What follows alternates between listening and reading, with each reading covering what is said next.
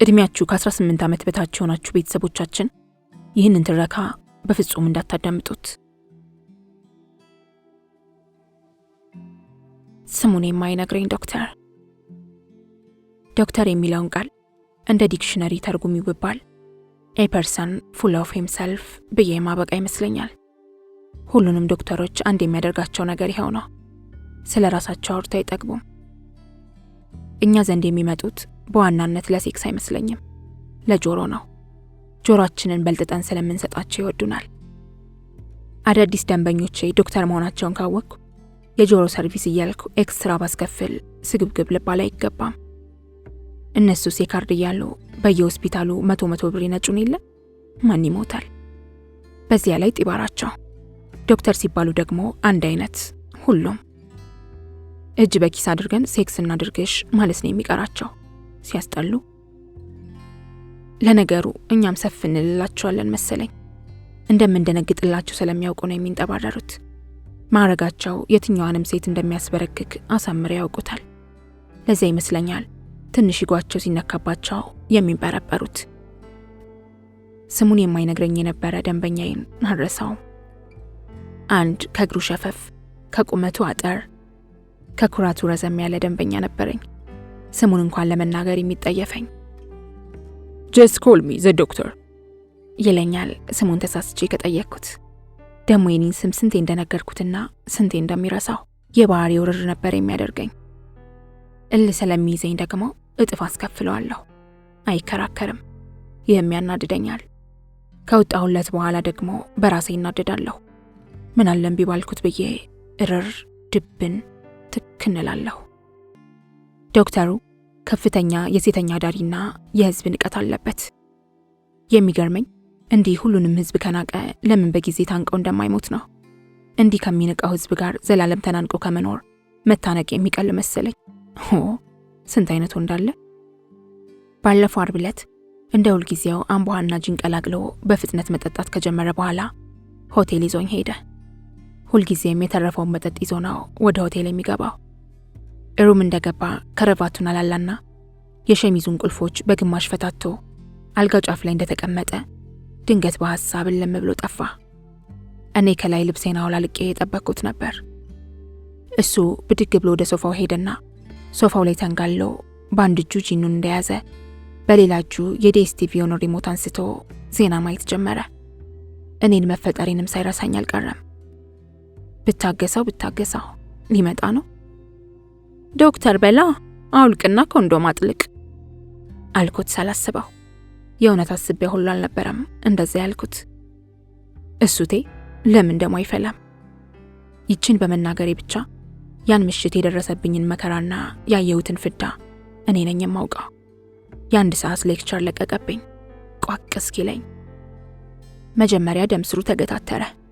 ቀጥሎ በዚያች ቁመቱ ሽቅ በንቀት እያየኝ ተንበረበረ። አጫጭር ወንዶች እንኳን ዶክተር ሆነው እንዲሁም ኮምፕሌክሳምና ተንኮለኛ እንደሆነ አውቃለሁ። የዚህ ሰው ግን በዛ፣ አስጠላ። ስሚ ባታውቂው ነው እንጂ ብሎ 3 ተከታታይ ሾርት የምሰራበትን ሰዓት ሙሉ ነዘነዘኝ። አንባረቀብኝ፣ ዛተብኝ፣ ባፉ ሸናብኝ ብል ይቀላል። ብቻ ያልሆነ የለም። ሌላ ጊዜ ማንም ወንድ ምንም አይነት ብር ይክፈለኝ ንቀት ካሳየኝ ጥየው ነው የሚሄደው። ይሄ የኔ ባህሪ ነው። ለንቀት ትዕግስት የለኝም። ያን ምሽት ግን ያልጠበቅኩት ስለነበረ ነው መሰለኝ ደንዝዤ ቀረሁ። ሱሪያው ልቅና ኮንዶምህን አጥልቅ ማለት ቆይ ምኑን የሚያናድደው? አቤት እንዴት ቆሽቴን እንዳሳረረ ያንቀን። ለሷ ሐኪም መሆንን እግዚአብሔር ከመሆን ለይቶ ያየው መሰለኝ። ባታውቂኝ ነው ይለኛል እንዴ ደግሞ። አሁን እሱን ማወቅና ኮንዶም ማጥለቅ ምን አገናኘው? ዶክተር መሆኑን ሲሰሙ ቫይረሶቹ እግሬ አውጪኝ ብለው የሚፈረጥጡ መሰለው እንዴ? ደነስ። ከኔ ይበልጥ የጦፈው ግን እሱ ነበር ለካ። በንዴት ሪሴፕሽን ደወለና ሌላ ቦትል ጂን አስመጥቶ መጠጣት ጀመረ። የጀመረውን ትቶ ማለት ነው። ገና እኮ የያዘውን ሳያጋምስ ነው ሌላ የሚያዘው። ሩም ድረስ ያመጣለትን አስተናጋጅ 2 የ100 ብር ኖቶችን አውጥቶ ቲፕ አደረገው። አስተናጋጁ ከቁጥጥሩ ውጭ በሆነ የደስታ ስሜት ጭራውን ቆላለት። እሱም ይሄንን ነበር የፈለገው መሰለኝ፣ ሁሉም ሰው ጭራውን እንዲቆላለት። አይገርመውም? እኔ በፍጹም ጭራዬን ለሰው አልቆላም።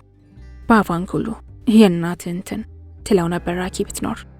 የማን ነው በእናታችሁ? ለመሆኑ ስንት እንደሆንን ታውቂያለሽ? ብለው ነበር ማንቋረር የጀመረው። በወቅቱ ምን ማለቱ እንደሆነ አልገባኝም ነበር። ቢሊቭ ኢት ኦር ኖት ለዚህ አሸዋ ለሆነው 70 ሚሊዮን ህዝብ 2000 እንኳን አንሆንም ያለንለት። ሆኖም እንደምታየው ነው። በቃ ስለኛ ግድ አጥቷል። አይንከባከበንም። እንዲያው ያንጓጥጠናል። ያ ንቆናል። መፈጠራችንንም ረስቶታል። ያ ትዝ የምንለው ታይፎይድ ሲያንደፋድፈው ብቻ ነው። እንኳን ህዝቡ እናንተ ንቃችሁናል። ባንናቅ እንዲህ አትናገርኝም ነበር። ይቅርታ ልጠይቀው ስላስቆመኝ። ታምኛለሽ ታክሲ ከህዝብ ጋር ተጋፍቶ የሚሄዱ ባልደረቦቼ እንዳሉ? እየዋሸው አይደለም።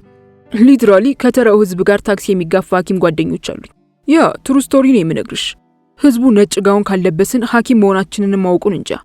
ይህ ህዝብ እንዲያከብረን በየመሸታ ቤቱ በየጎዳናው ጋውን ለብሰን መገኘት አለብን? ቴልሚ አለብን? ይህ ህዝብ እሺ በስም አይወቀን፣ ነገር ግን በመልክ እንዴት አያውቀንም? 2000 የማንሞላ ሐኪሞቹን በመልክ ማወቅ እንዴት ያቅተዋል? አሁንማ ስጋ ነጋዴም የእኛኑ ጋውን ማጥለቅ ጀምሯል። ህዝቡ ከበሬ ያረጅ እኩል ቢያይን ይፈረድበታል። ታዲያ ውርደት እኮ ነው ይሄ። ይንጎራደዳል። ደሞ አጠጣጡ ጂን ሳይሆን ጁስ የሚጠጣን የሚያስመስለው። አስፈራኝ። ስላስፈራኝ ደርቄ ያዋለሁ።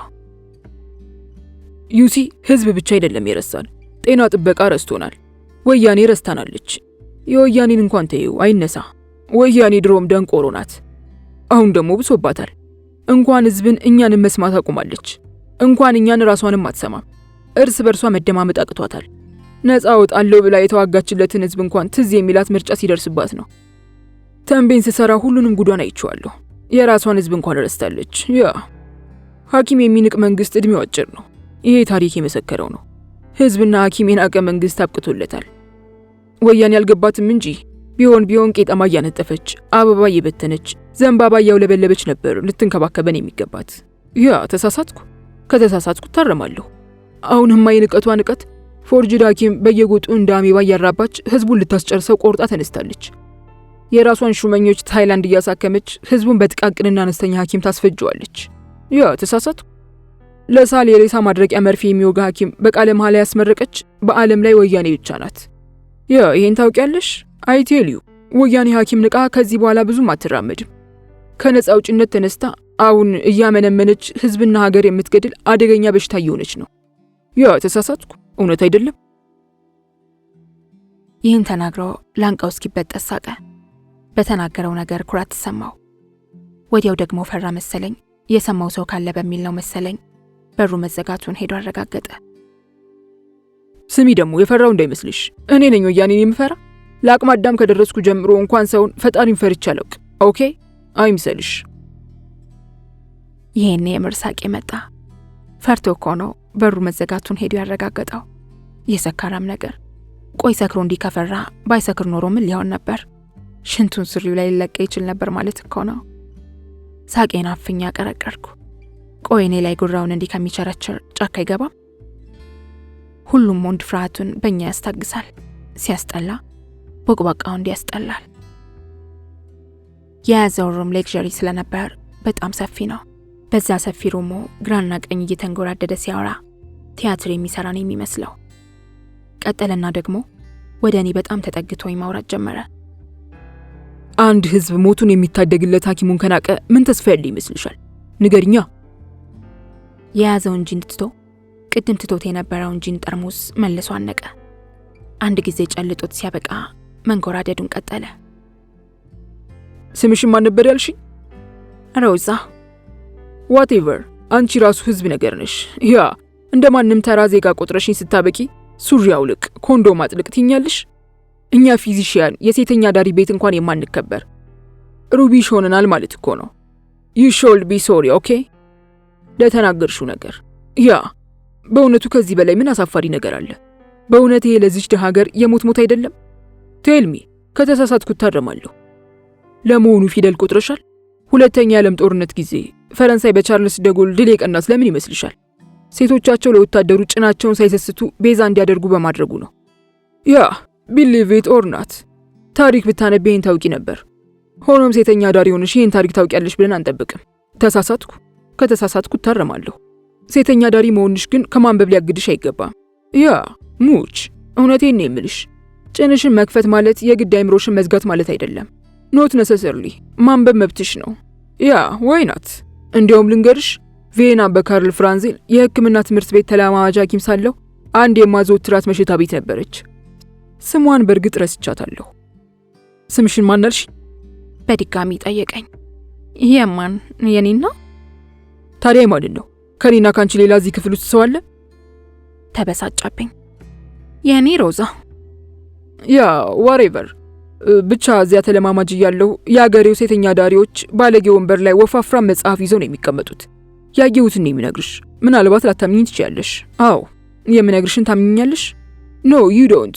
ባታምኚኝም መናገር ያለብኝን እናገራለሁ። ደንበኛ እስከሚመጣ መጽሐፍ በውስኪ እያወራረዱ ነው የሚጠብቁት። ያ ይህንን ባይኔ በብረቱ ነው ያየሁት። ባላይ ለማንም ደፍሬ አፌ ሞልቼ ባልተናገርኩ። ያ ይሄ ነው ልዩነታችን።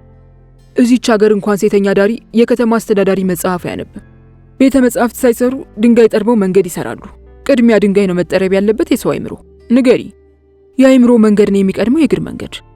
ይህ ህዝብ የት እንዲሄድ ነው መንገድ የምትሰሪለት? ወዴት እንደሚሄድ ጨርሱኑ የት ያውቅና? ያ ከተሳሳትኩ ልታረም። የማያነብ ህዝብ የት ደርሶ ያውቃል? ቴልሚ የት ደርሶ ያውቃል? እንዴት ነው በዚህ ሁኔታ ሀገር የምታድገው?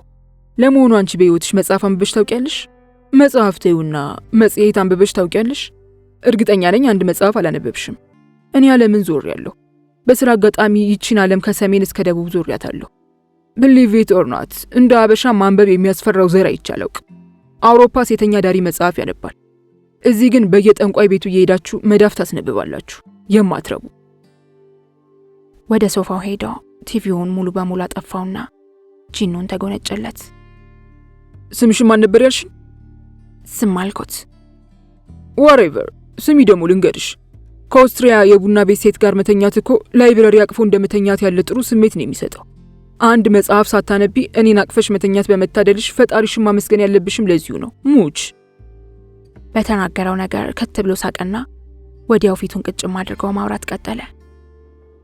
የምሬን ነው የምልሽ፣ ቢያንስ እነሱን አቅፎ መተኛት አንድ ነገር ነው። ሳይንስ፣ ፍልስፍና፣ ሳይኮሎጂ ታወሪያቸዋለሽ። ከእናንተ ጋር ምን እናውራ? እናንተ የምታውቁት ካካካካ ብሎ ከጣሪያ በላይ ማስካካት ነው። ዛት ይዜት አየሽ፣ ብታነቢ አሁን አፍሽን ከፍተሽ እንደ ነብይን የምናገረውን ዝም ብለሽ አታዳምጪም ነበር። ትሞግቺኝ ነበር፣ ትጠይቂኝ ነበር፣ ማን እንደሆንኩ ለማወቅ ትሞክሪ ነበር። ዲድ ዩ ጌት ማይ ፖይንት? ልናገር አፌን ስከፍት በምልክት አስቆመኝ። እነሱ አሶሲዬሽን እንዳላቸው ታውቂያለሽ? እዚህ የመንግስት ሰራተኛ እንኳን አሶሲዬሽን የለውም። የጤና ምርመራ በየሳምንቱ እያካሄዱ ነው ፍቃድ የሚታደስላቸው። ባይገርምሽ ታክስ ከፋይ ናቸው። ብሊቭ ኢት ኦር ኖት ታክስ ለመንግስት ይከፍላሉ። እዚህስ ለመሆኑ ታክስ ትከፍላላችሁ? እንኳን እናንተ ነጋዴው ታክስ ክፈል ሲባል ይበረግጋል። የሚያሳዝን ሀገር ውስጥ ነው የምንኖረው። የህዝቡን ጭንቅላት መጥረብ ያስፈልጋል። ወያኔ እየጠረበች ያለችው ግን ድንጋይ ነው። ኦኬ፣ ያ ነው ችግሩ። ሶ እዛ የምትለው ሀገር እየተደከሉም ታክስ ይከፍላሉ ማለት ነው ዶክተር? አልኩት የሞት ሞቴን። ያልጠበቀውን ጥያቄ ስለጠየቅኩት ነው መሰለኝ። ደነገጠ። ለነገሩ እኔም ሳላስበው ነበር የተናገርኩት። ደነገጥኩ። በሩ መዘጋቱን ለሁለተኛ ጊዜ ገድገድ እያለ ሄዶ ቼክ አደረገ። ኦፍ ኮርስ ዛት ኢዝ ዋት አይ አም ሴይንግ አለ። የሚለው ነገር ትንሽም ቢሆን ስለገባኝ ደስ ብሎት፣ እኔ ግን በሆዴ የአውስትራሊያ ሴተኛ ዳሪዎች ሲያሳዝኑ መንግስት በታክስ ድው ያረጋቸዋል፣ ወንዱ በእንትኑ ድው ያረጋቸዋል፣ ሁለት ጊዜ ድው ከመደረግ ያድነን ብዬ እየጸለይኩላቸው ነበር። እኛ ለዚህ አሸዋ ለሆነ 70 ሚሊዮን ህዝብ ዕውቀታችንን ሳንሰስት በምላሹ ወያኔ ለሲጋራ እንኳን የማይበቃንን ደሞዝ ቆንጥራ ትሰጠናለች። ወያኔ እንደሆነ አሽቀንጥራ ጥላናለች። የሙያ ነፃነታችንን እንኳን ለመስጠት ታንገራግራለች። ማን ያውቃል? ይሄኔ እኮ ነገ ወደ ስራ ስመለስ ሴተኛ ዳሪ ጋር ሄድክ ተብዬ ልገመገም እችል ይሆናል። ሁናውስ እዚህ ሀገር አይሆንም ብሎ ማሰብ እኮ ቀረ። እዚህ ሀገር ምንም ሊሆን ሊደረግ ይችላል። አገራችን የጉድ ሀገር ሆናለች እኮ። ይሄኔ ከሴተኛ ዳሪ ጋር አደርክ ብለው ይገመግሙኝ ይሆናል። ሳቀ። የእውነት የማይመስል ሳቅ ሳቀና ቀጠለ። ዩ ቴል ሚ፣ እንዴት እኔ ፈቅጄና ወድጄ በማደርገው ነገር ገመገማለሁ? ነፃ ሰው አይደለሁም ማለት ነው? በረሃ ገብቶ የተዋጉልን ለምን ነበር ታዲያ? አሰብን በጥሩ ዋጋ ሸጦ እኛን ጦጣ ለማድረግ ነበር እንዴ? ከዚህ በላይ ለአንድ ሀገር ውድቀት ምን ማስረጃ ሊቀርብ ይችላል? ዩቴልሚ አንድ ሐኪም የታደርክ ተብሎ መገምገም አለበት? የለበትም የሚል መልስ አንገቴን በመነቅነቅ ሰጠው። አጠጣጡ ሲያስፈራ አዲስ ያስመጣውን ጂን ከመቼው እንዳጋመሰው። ከሁሉ እኔን ግርም የሚለኝ የዚህ መላጣ ሰውዬ ነገር ነው። ሜዲካል ስኩል ድሮፕ አውት ሆኖ በረሃ ገባ። እሱ ባለመማሩ እኛ ዋጋ መክፈል አለብን እንዴ? ሲጀመር ራሱ ወዶና ፈቅዶ አይደለም እንዴ ዘመተው? ከዳቦና ከነጻነት ይሻለኛል ብሎ አይደል እንዴ ሜዲካል ትምህርቱን ጥሎ የጠፋው? ታዲያ እሱ ታግሎ ነጻነቱን ካገኘ በኋላ የኛን ነጻነት መንጠቅ ነበረበት? ደንቆሮ ነው እንዳይባል ብዙ ያነበበ ሰው ነው፣ ያወቀ ሰው ነው። በዚህ የሚታም አይደለም። እኛን ለምን ነክሶ እንደያዘን ግን ፈጣሪ ብቻ ነው የሚያውቀው። ምናልባት ኢንፌሪዮሪቲ ኮምፕሌክስ ሳይኖርበት አይቀርም። ታውቂያለሽ፣ ሊማር የሚፈልገውን ነገር ስላልተማረ እኛን እየቀጣል ሊሆን ይችላል። ያንን ነው የምጠረጥረው እንጂ ሂዝ ጂኒየስ ያነበበ ነው። በዚህ አይታማም። ካሞን በዚህ ረገድ አቋሚ ግልጽ ነው። ሌሎች ከሚመጡ እሱ 100 ዓመት ቢገዛኝ ይመርጣለሁ። ያ ተሳሳትኩ። እነዚህ ሰዎች ይሄ ሰውዬ አንድ ነገር ቢሆንባቸው ምን ሊውጣቸው ነው ብዬ ይጨነቃለሁ። በሙሉ እኮ በርቀት ነው የተማሩት። የቤት ስራ የሚሰሩላቸው ሌሎች ሰዎች ናቸው። መጽሐፍ አያነቡም። ያ አገሪቱ ውስጥ ሰው የለም እኮ፣ አንድ ሰው የለም እኮ። እሱ አንድ ነገር ቢሆን ምን ሊሆኑ ነው እንዴ? አገሪቱ ውስጥ ያሉ የቀበሌ፣ የወረዳ፣ የዞን ምንድነው ደግሞ ይሄ አሁን የመጣው? ትንሽ ካሰበ በኋላ አዎ የክፍለ ከተማ የእነዚህን በሙሉ ሊቀመንበሮችን ሰብስበሽ አይኪዋቸውን ቁልቁል ብትደምሪው በፍጹም እኮ እሱ ጫፍ ላይ አይደርሱ። አይሚን ተሳሳትኩ። ከተሳሳትኩ ተረማለሁ። ችግሩ ብቻውን ሆነ። ችግሩ ደረቅ ነው። አይሰማም። ሰው የሚለውን አይሰማም። ድንጋይ ዳቦ ነው ብሎ ሊያሳምንሽ ይሞክራል። ባለፈው እኛ ጋር መጥቶ ሰብስቦን ይሄንኑ ነግሬዋለሁ። እስከ አፍንጫውን ያስታጠቅኩት እኔ ብቻ ሳልሆን ሁሉም ሐኪም ነው ልኩን የነገረው። ክፍያ ካልጨመረ አገሩን ጥለንለት እንደምንሄድ በግልጽ ነግረነዋል። አሁን ደሞዝ ቢጨምር ምን እንዳይሆን ነው? ዩ ቴል ሚ። እሱ ለ2000 ሐኪም ደሞዝ ስለጨመረ የአገሪቱ ኢኮኖሚ ይናጋል?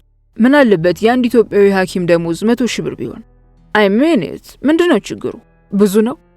በእርግጥ ጠባብ አይምሮ ላለው ሰው ይሄ በጣም ብዙ ቁጥር ነው። በዓለም አቀፍ ደረጃ ካየሽው እዚህ ትቤክ ኖ ዌይ $5,000 ማለት እኮ ነው። ያ ዱዘማት። ቀስ በቀስ ምላሱን ያዝ እያደረገው ልሳኑም እየተዘጋ እንደሆነ ተረዳው። ሆኖም ስካሩ መናገር ያለበትን ከመናገር አላገደውም። እውነት ነጋገር ከተባለ 100,000 ብር እኮ አንድ ተራ የጉምሩክ ሰራተኛ በሙስና በአንድ ወር የሚያገኛት ሳንቲም ናት። ለዚህ መላጣውን ጠፍቶት ይመስልሻል? በፍጹም ኮምፕሌክስ ነው አላሰራ ያለው። he didn't graduate with it። ገብቶሻል? እኛ አበሾች ስንባል ቅንነት ያንሰና ሳይማር በረሃ መግባቱ ነው እኛን ነክሶ እንዲይዘን ያደረገው። አንድ ተራሹም ከዚች ደሃ ሀገር በሚሊዮን የሚቆጠር ገንዘብ ሲመዘብርና ሲያሻሻልም እንደሚውለው። አፉ በፍጹም መተሳሰር ጀመረ። ድምጹን ዝቅ ያደረገ መናገር ቀጠለ። ከዚህ በኋላ ብዙ እንደማይገፋ ስለተረጠርኩ በትዕግስት የሚሆነውን ለማየት ወሰንኩ። ውጭ ሀገር ሄደን እንስራ እምቢ፣ እዚህ ኑሯችንን አሻሽሉልን እምቢ። this is ridiculous። እኔ ዛሬ ተነስቼ አገር ብለቅ የቦትስዋና ህዝብ ዘንባባ ይዞ እንደሚቀበለኝ ያውቃል። ምክንያቱም እሱ አንባቢ ነው፣ ቢያንስ ያነባል። ያነበበ ሰው ደግሞ ይሄ አይጠፋውም። ከተሳሳትኩ እታረማለሁ። እዚህ 50,000 ድሃ አክሜ የማገኘውን የዓመት ደሞዜን ጋቦሮኒ 5 ሀብታሞችን አክሜ ቦር ላገኘው እንደምችል ያውቃል። ችግሩ የቅንነት ነው። believe it or not ከአንዴም 2-3 ሻንጤን ሸክፌ ልሄድ ተነስቼ አውቃለሁ ቦትስዋና። ሆኖም እናቴን ሳስባት ነው ሐሳቤን የቀየርኩት። የዶክተሩ አንደበት ሊዘጋ ቢቀረብም እንባው ባላሰብኩትና ባልጠበቅኩት ሁኔታ ዱብ ማለት ጀመረ። የእውነት ባየሁት ነገር በጣም ደነገጥኩ። አልጠበቅኩም። እንዲያ ሲፎክር ከነበረው ሰው እንባ ይወጣል ብዬ በፍጹም አልጠረጠርኩም።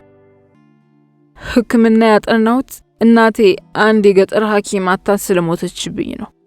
አንድ የገጠር ሐኪም አይደለም ጤና ረዳት ቢኖር አትሞትብኝም ነበር። ይሄኔ አብራኝ ነበረች። ይሄኔ ደልቷት ትኖር ነበር። ወባ ጣደፋት። ሰው በወባ እንዴት ይሞታል? መዳን እየቻለ ጉመር ውስጥ ያኔ አንድ ጤና ረዳት እንኳን ቢኖር ዛሬ እናቴ አብራኝ ነበረች። አይ ላቭ ዩ ማማ። በህይወቴ የመጨረሻው ምኞቴ ምን እንደሆነ ታውቂያለሽ? እናቴ ሐኪም ሆኜ ለአንድ ደቂቃ አይታኝ 100 ጊዜ ደጋግማ ብትሞት አይቆጨኝም። አንድ ጊዜ ተነስታ እንድታይ ነበር ምኞቴ። ምን ዋጋ አለው? አመለጠች። ዩሲ አሁን አገሬን ጥሎ መሄድ እናቴን መካድ ሆኖ ይሰማኛል። እናቴን የመሰሉ ስንት ሺህ ዜጎች በእኔ መሄድ መከራ ውስጥ እንደሚገቡ ሳስብ ነው ሻንጣዬን መልሼ የማስቀምጠው። እዚህ ሀገር አንድ ሐኪም ለስንት ህዝብ እንደሚደርስ ታውቂያለሽ? ለመሆኑ 70 ሚሊዮንን ለ2000 አካፊው። የምሬን ነው አካፊው። ዳይ ሴተኛ ዳሪ መሆንሽ ቁጥር ከመደመር ሊያግድሽ አይገባም እኮ። ይገባል እንዴ? ዳይ እንባውን ጠረገውና ፈጠጠብኝ።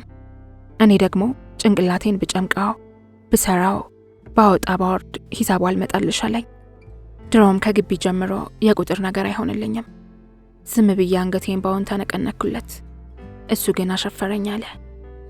ኖ you have to give me the exact answer። እስክሪብቶና ወረቀት ሰጥሽና መልሱን ሰርተሽ እንድትነግሪኝ ይፈልጋለሁ። ሶፋውን በሩ ላይ ወሩሮት ከነበረ የኮቱ ኪስ የመድኃኒት ማዘዣ የሚመስል አንድ ወረቀት ገንጥሎ ከሚያምር ብዕር ጋር የተጋለጠው ጭኔ ላይ ያስቀምጣልኝ።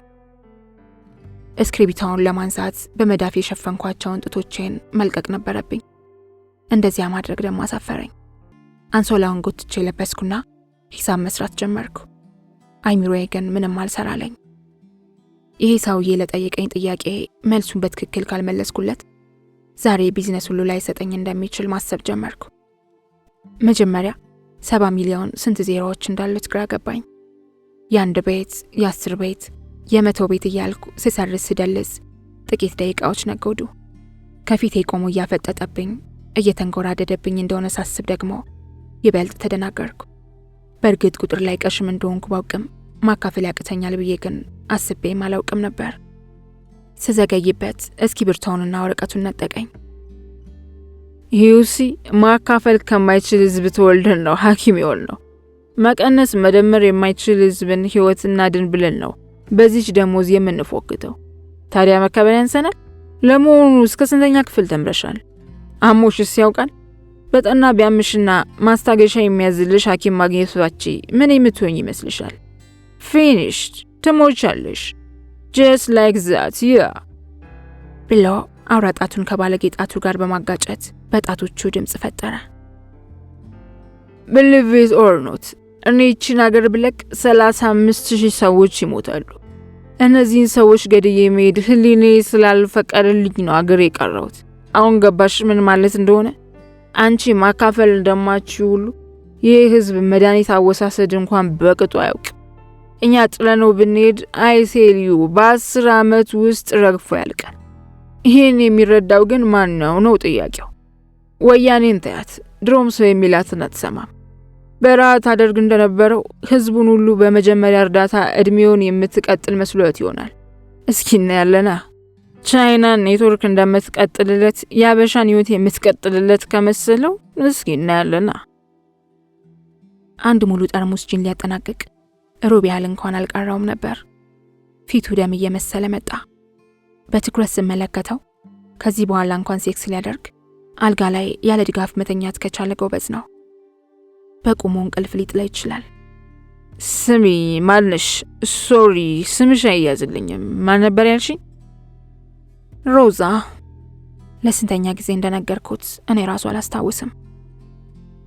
ኦኬ ሮዛ፣ ስምሽ ከባድ ነው አይደል? ትንሽ ለማስታወስ ያስቸግራል። ለነገሩ ማንስ ቢሆን ስምሽ እኔ ላይ ምን ይጨምራል ብለሽ ነው? ለጊዜው በእጄ ላይ ከሚገኙ 35,000 ነፍሶች አንዷ ነሽ እንበል። ያ ማለት ደግሞ አንቺ ለኔ ተራ የሆስፒታል የካርድ ቁጥር ነሽ ማለት ነው። እኔ ግን ላንቺ ህይወትሽ ነኝ። see the difference። ይህንን ነው መረዳት ያቃታችሁ። ብሽቃልኩ። እኔ ህይወትሽ ነኝ ይለኛል እንዴ? ደፋር። ኢየሱስ እንዳይሰማህ አልኩ በሆዴ። እሱ ግን በስካር ብዛት አይኑ ቡዝዝ ብላ ዜሮ አምፖል እስክትመስል ድረስ አንደበቱ ከመናገር ወደ መላዘዝ እስክትሸጋገር ድረስ እንቅልፍ በቁሙ አዝሮ እስኪደፋው ድረስ ማውራቱን አላቆመም ነበር። እኮ ማንንም ይሁን ስምሽ አንቺ ነሽ እኔን እንደ አንድ ተራ ወመኔ ሱሪያው ልክ ኮንዶም አጥልቅ ብለሽ የምታመናጭቂኝ? you bitch። ይህን ተናግሮ ከመቼው ማንኮራፋት እንደጀመረ ሳስብ ዛሬም ድረስ ያስቀኛል። ከዶክተር ቃልአብ ጋር ያደረግነው ነገር። ዶክተር ቃልአብ የሐረር ሰው ነው፣ መሆንም አለበት። ዶክተርነት እንደሱ ከሆነ ብቻ ይምጣብኝ፣ ምክንያቱም በጣም ነፃ ሰው ነው።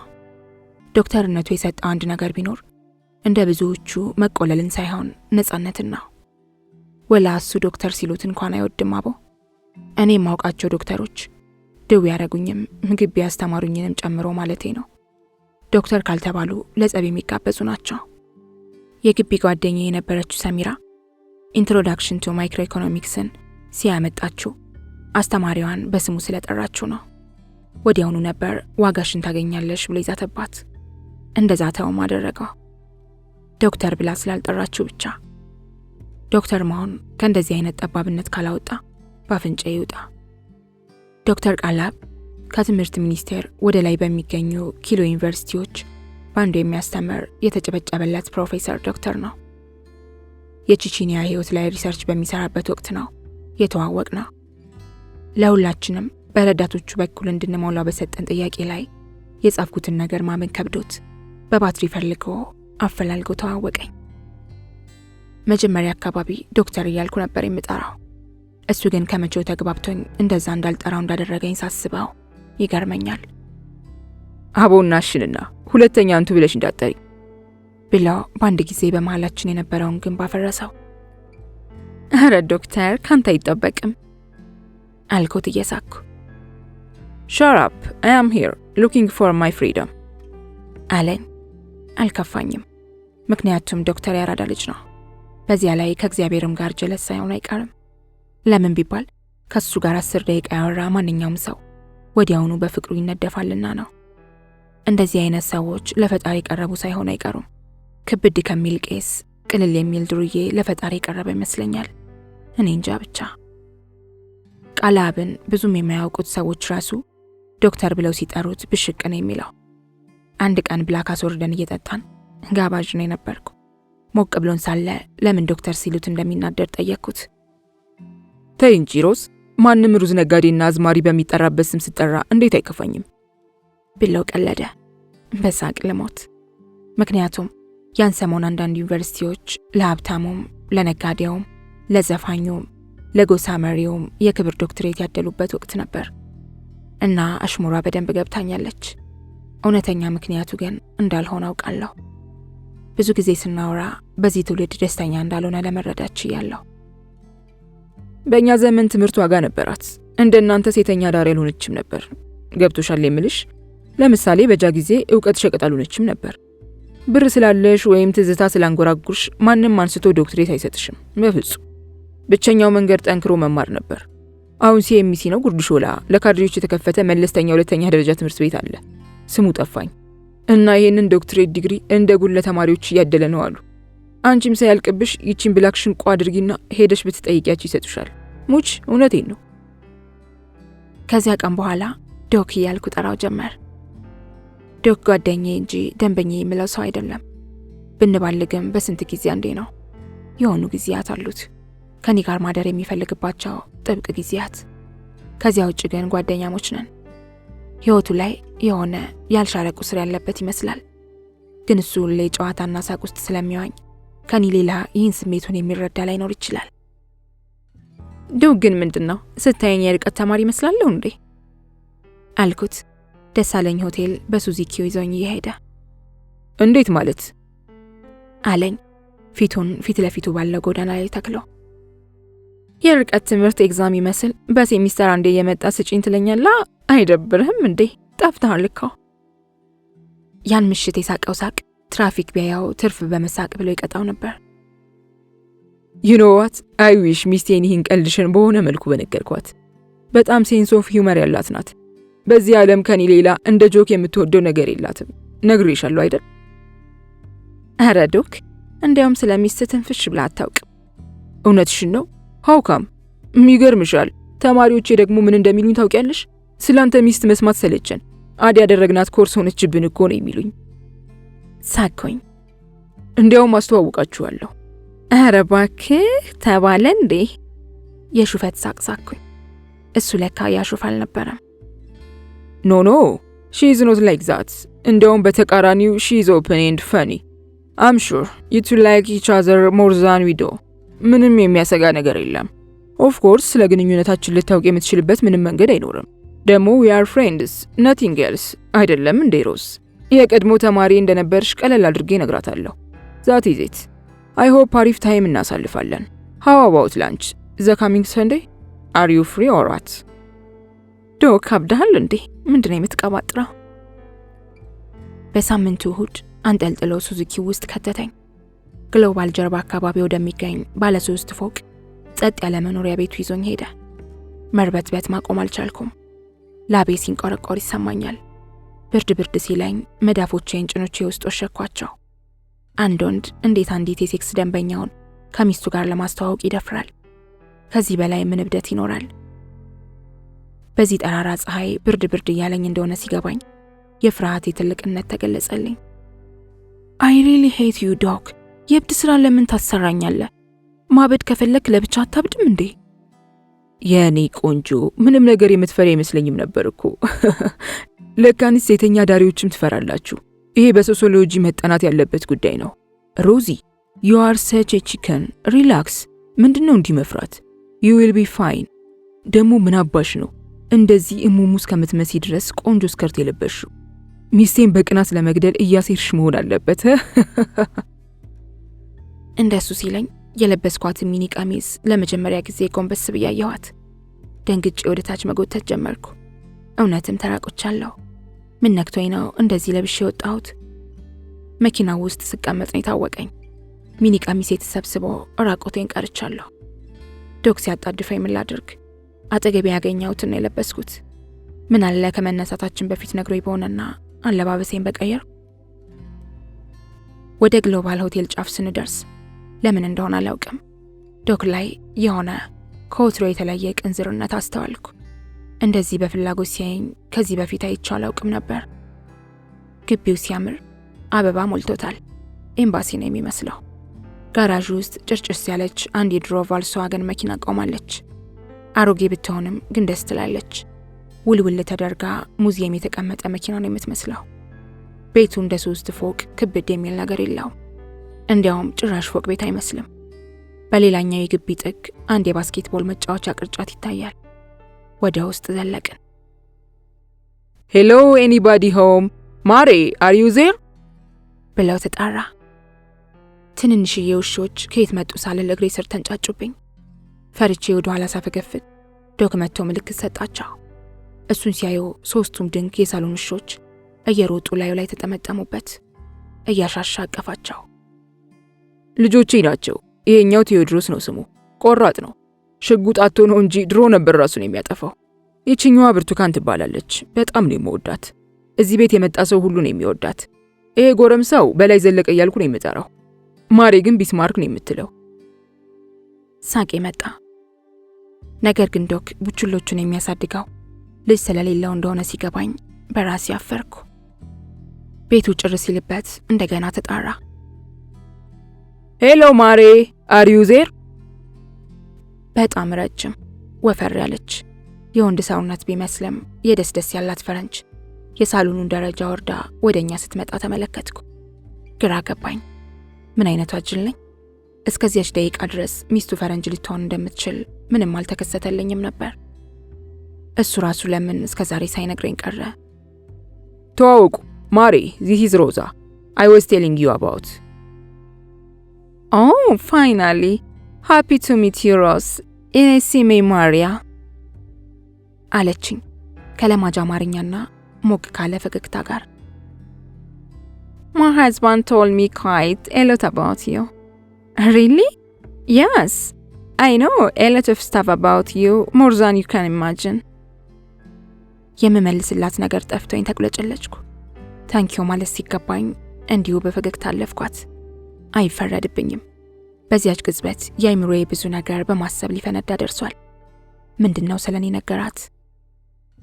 አልፎ አልፎ ድቡ ታረገኛለች ያልኩሽ ልጅ እሷ ናት አይላትም መቼም ካላበደ በስተቀር። ታዲያ ምን ቢያወራላት ነው ስላንቺ ከምትገምቺው በላይ ብዙ አውቃለሁ የምትለኝ? እሱ ስለምን ሚስቱ ፈረንጅ እንደሆነች እስካሁን ሳይነግረኝ ቀረ። አትሊስት ተዘጋጅቼ መጣ ነበራ። በወሬ መሃል ነግሮኝ እኔ ዘንግቼ ይሆን እንዴ? እንዴት ዶክ ስለሚስቱ ነግሮኝ ልረሳ እችላለሁ? የጋብቻ ጥያቄ ቢያቀርቡልኝ በአንድ አፍ ከምላቸው 3 ወንዶች አንዱ እኮ ነው ዶክተር ቀለብ። ከሲስ ነፍሴ ቀጥሎ በጣም የምወደው ሰው ነው ዶክ። ስለዚህ በፍጹም ስለሚስቱ ነግሮኝ ልረሳ አልችልም። በሚቀጥሉት ደቂቃዎች ስለምንድን ነው የማወራው የሚለው ጥያቄ ራስ ምታት ለቀቀብኝ። እጄን 10 ጊዜ ከሌላኛው እጄ ጋር እያፋተኩ ቆየሁ። ከሰፊው ሳሎን ትይዩ ሜዘኒን ላይ ዳይኒንግ ሩም አለ። ከዳይኒንጉ ጎን ትንሽዬ የምታምር ባር አለች። ባሯ ጓደኛዬ ሰኖ የምትሰራበትን ጩኒ ፐብን ታክላለች።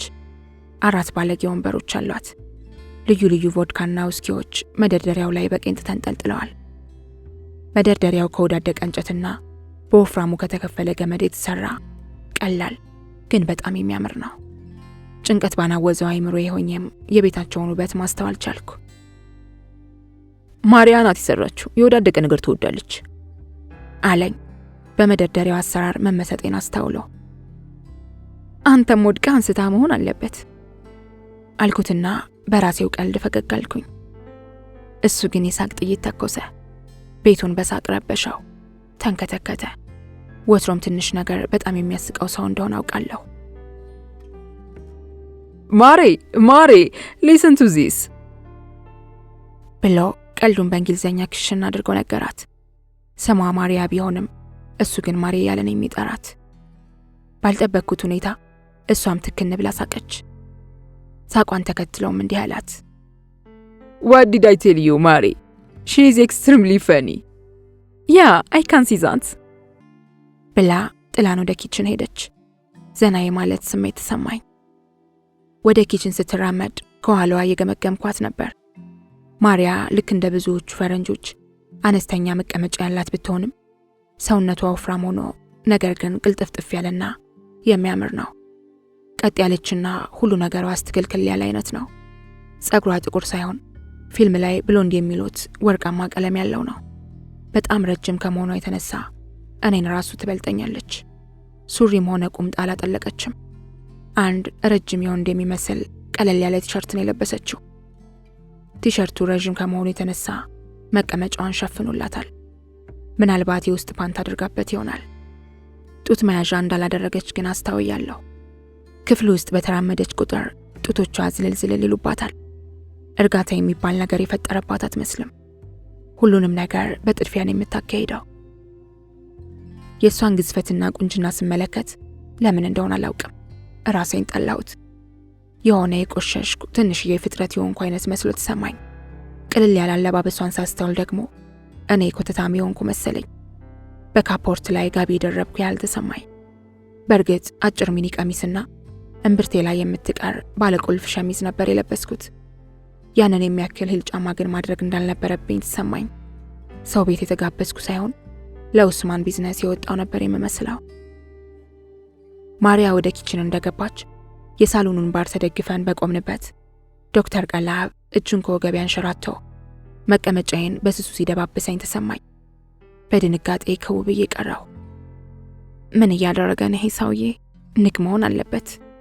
ተስፈንጥሬ ሸሻሁትና ባይኔ ተቆጣሁት። ሮዚ እንደ ዛሬ አምረሽ አታውቂም። I swear to heaven ልሞትብሽ እችላለሁ። So you better behave። ምንም ነገር እምቢ እንዳትዪ ብሎ በለሆሳስ አንሾካሾከልኝ። ያሟል እንደ ይሄ ሰውዬ? ምን እያልክ ነው ዶክ? ሚስት ጋር ከሆነ ያመጣኝ። I know that is why I need you more። እንደገና ወደ ጆሮዬ ተጠግቶ አንሾካሾከ።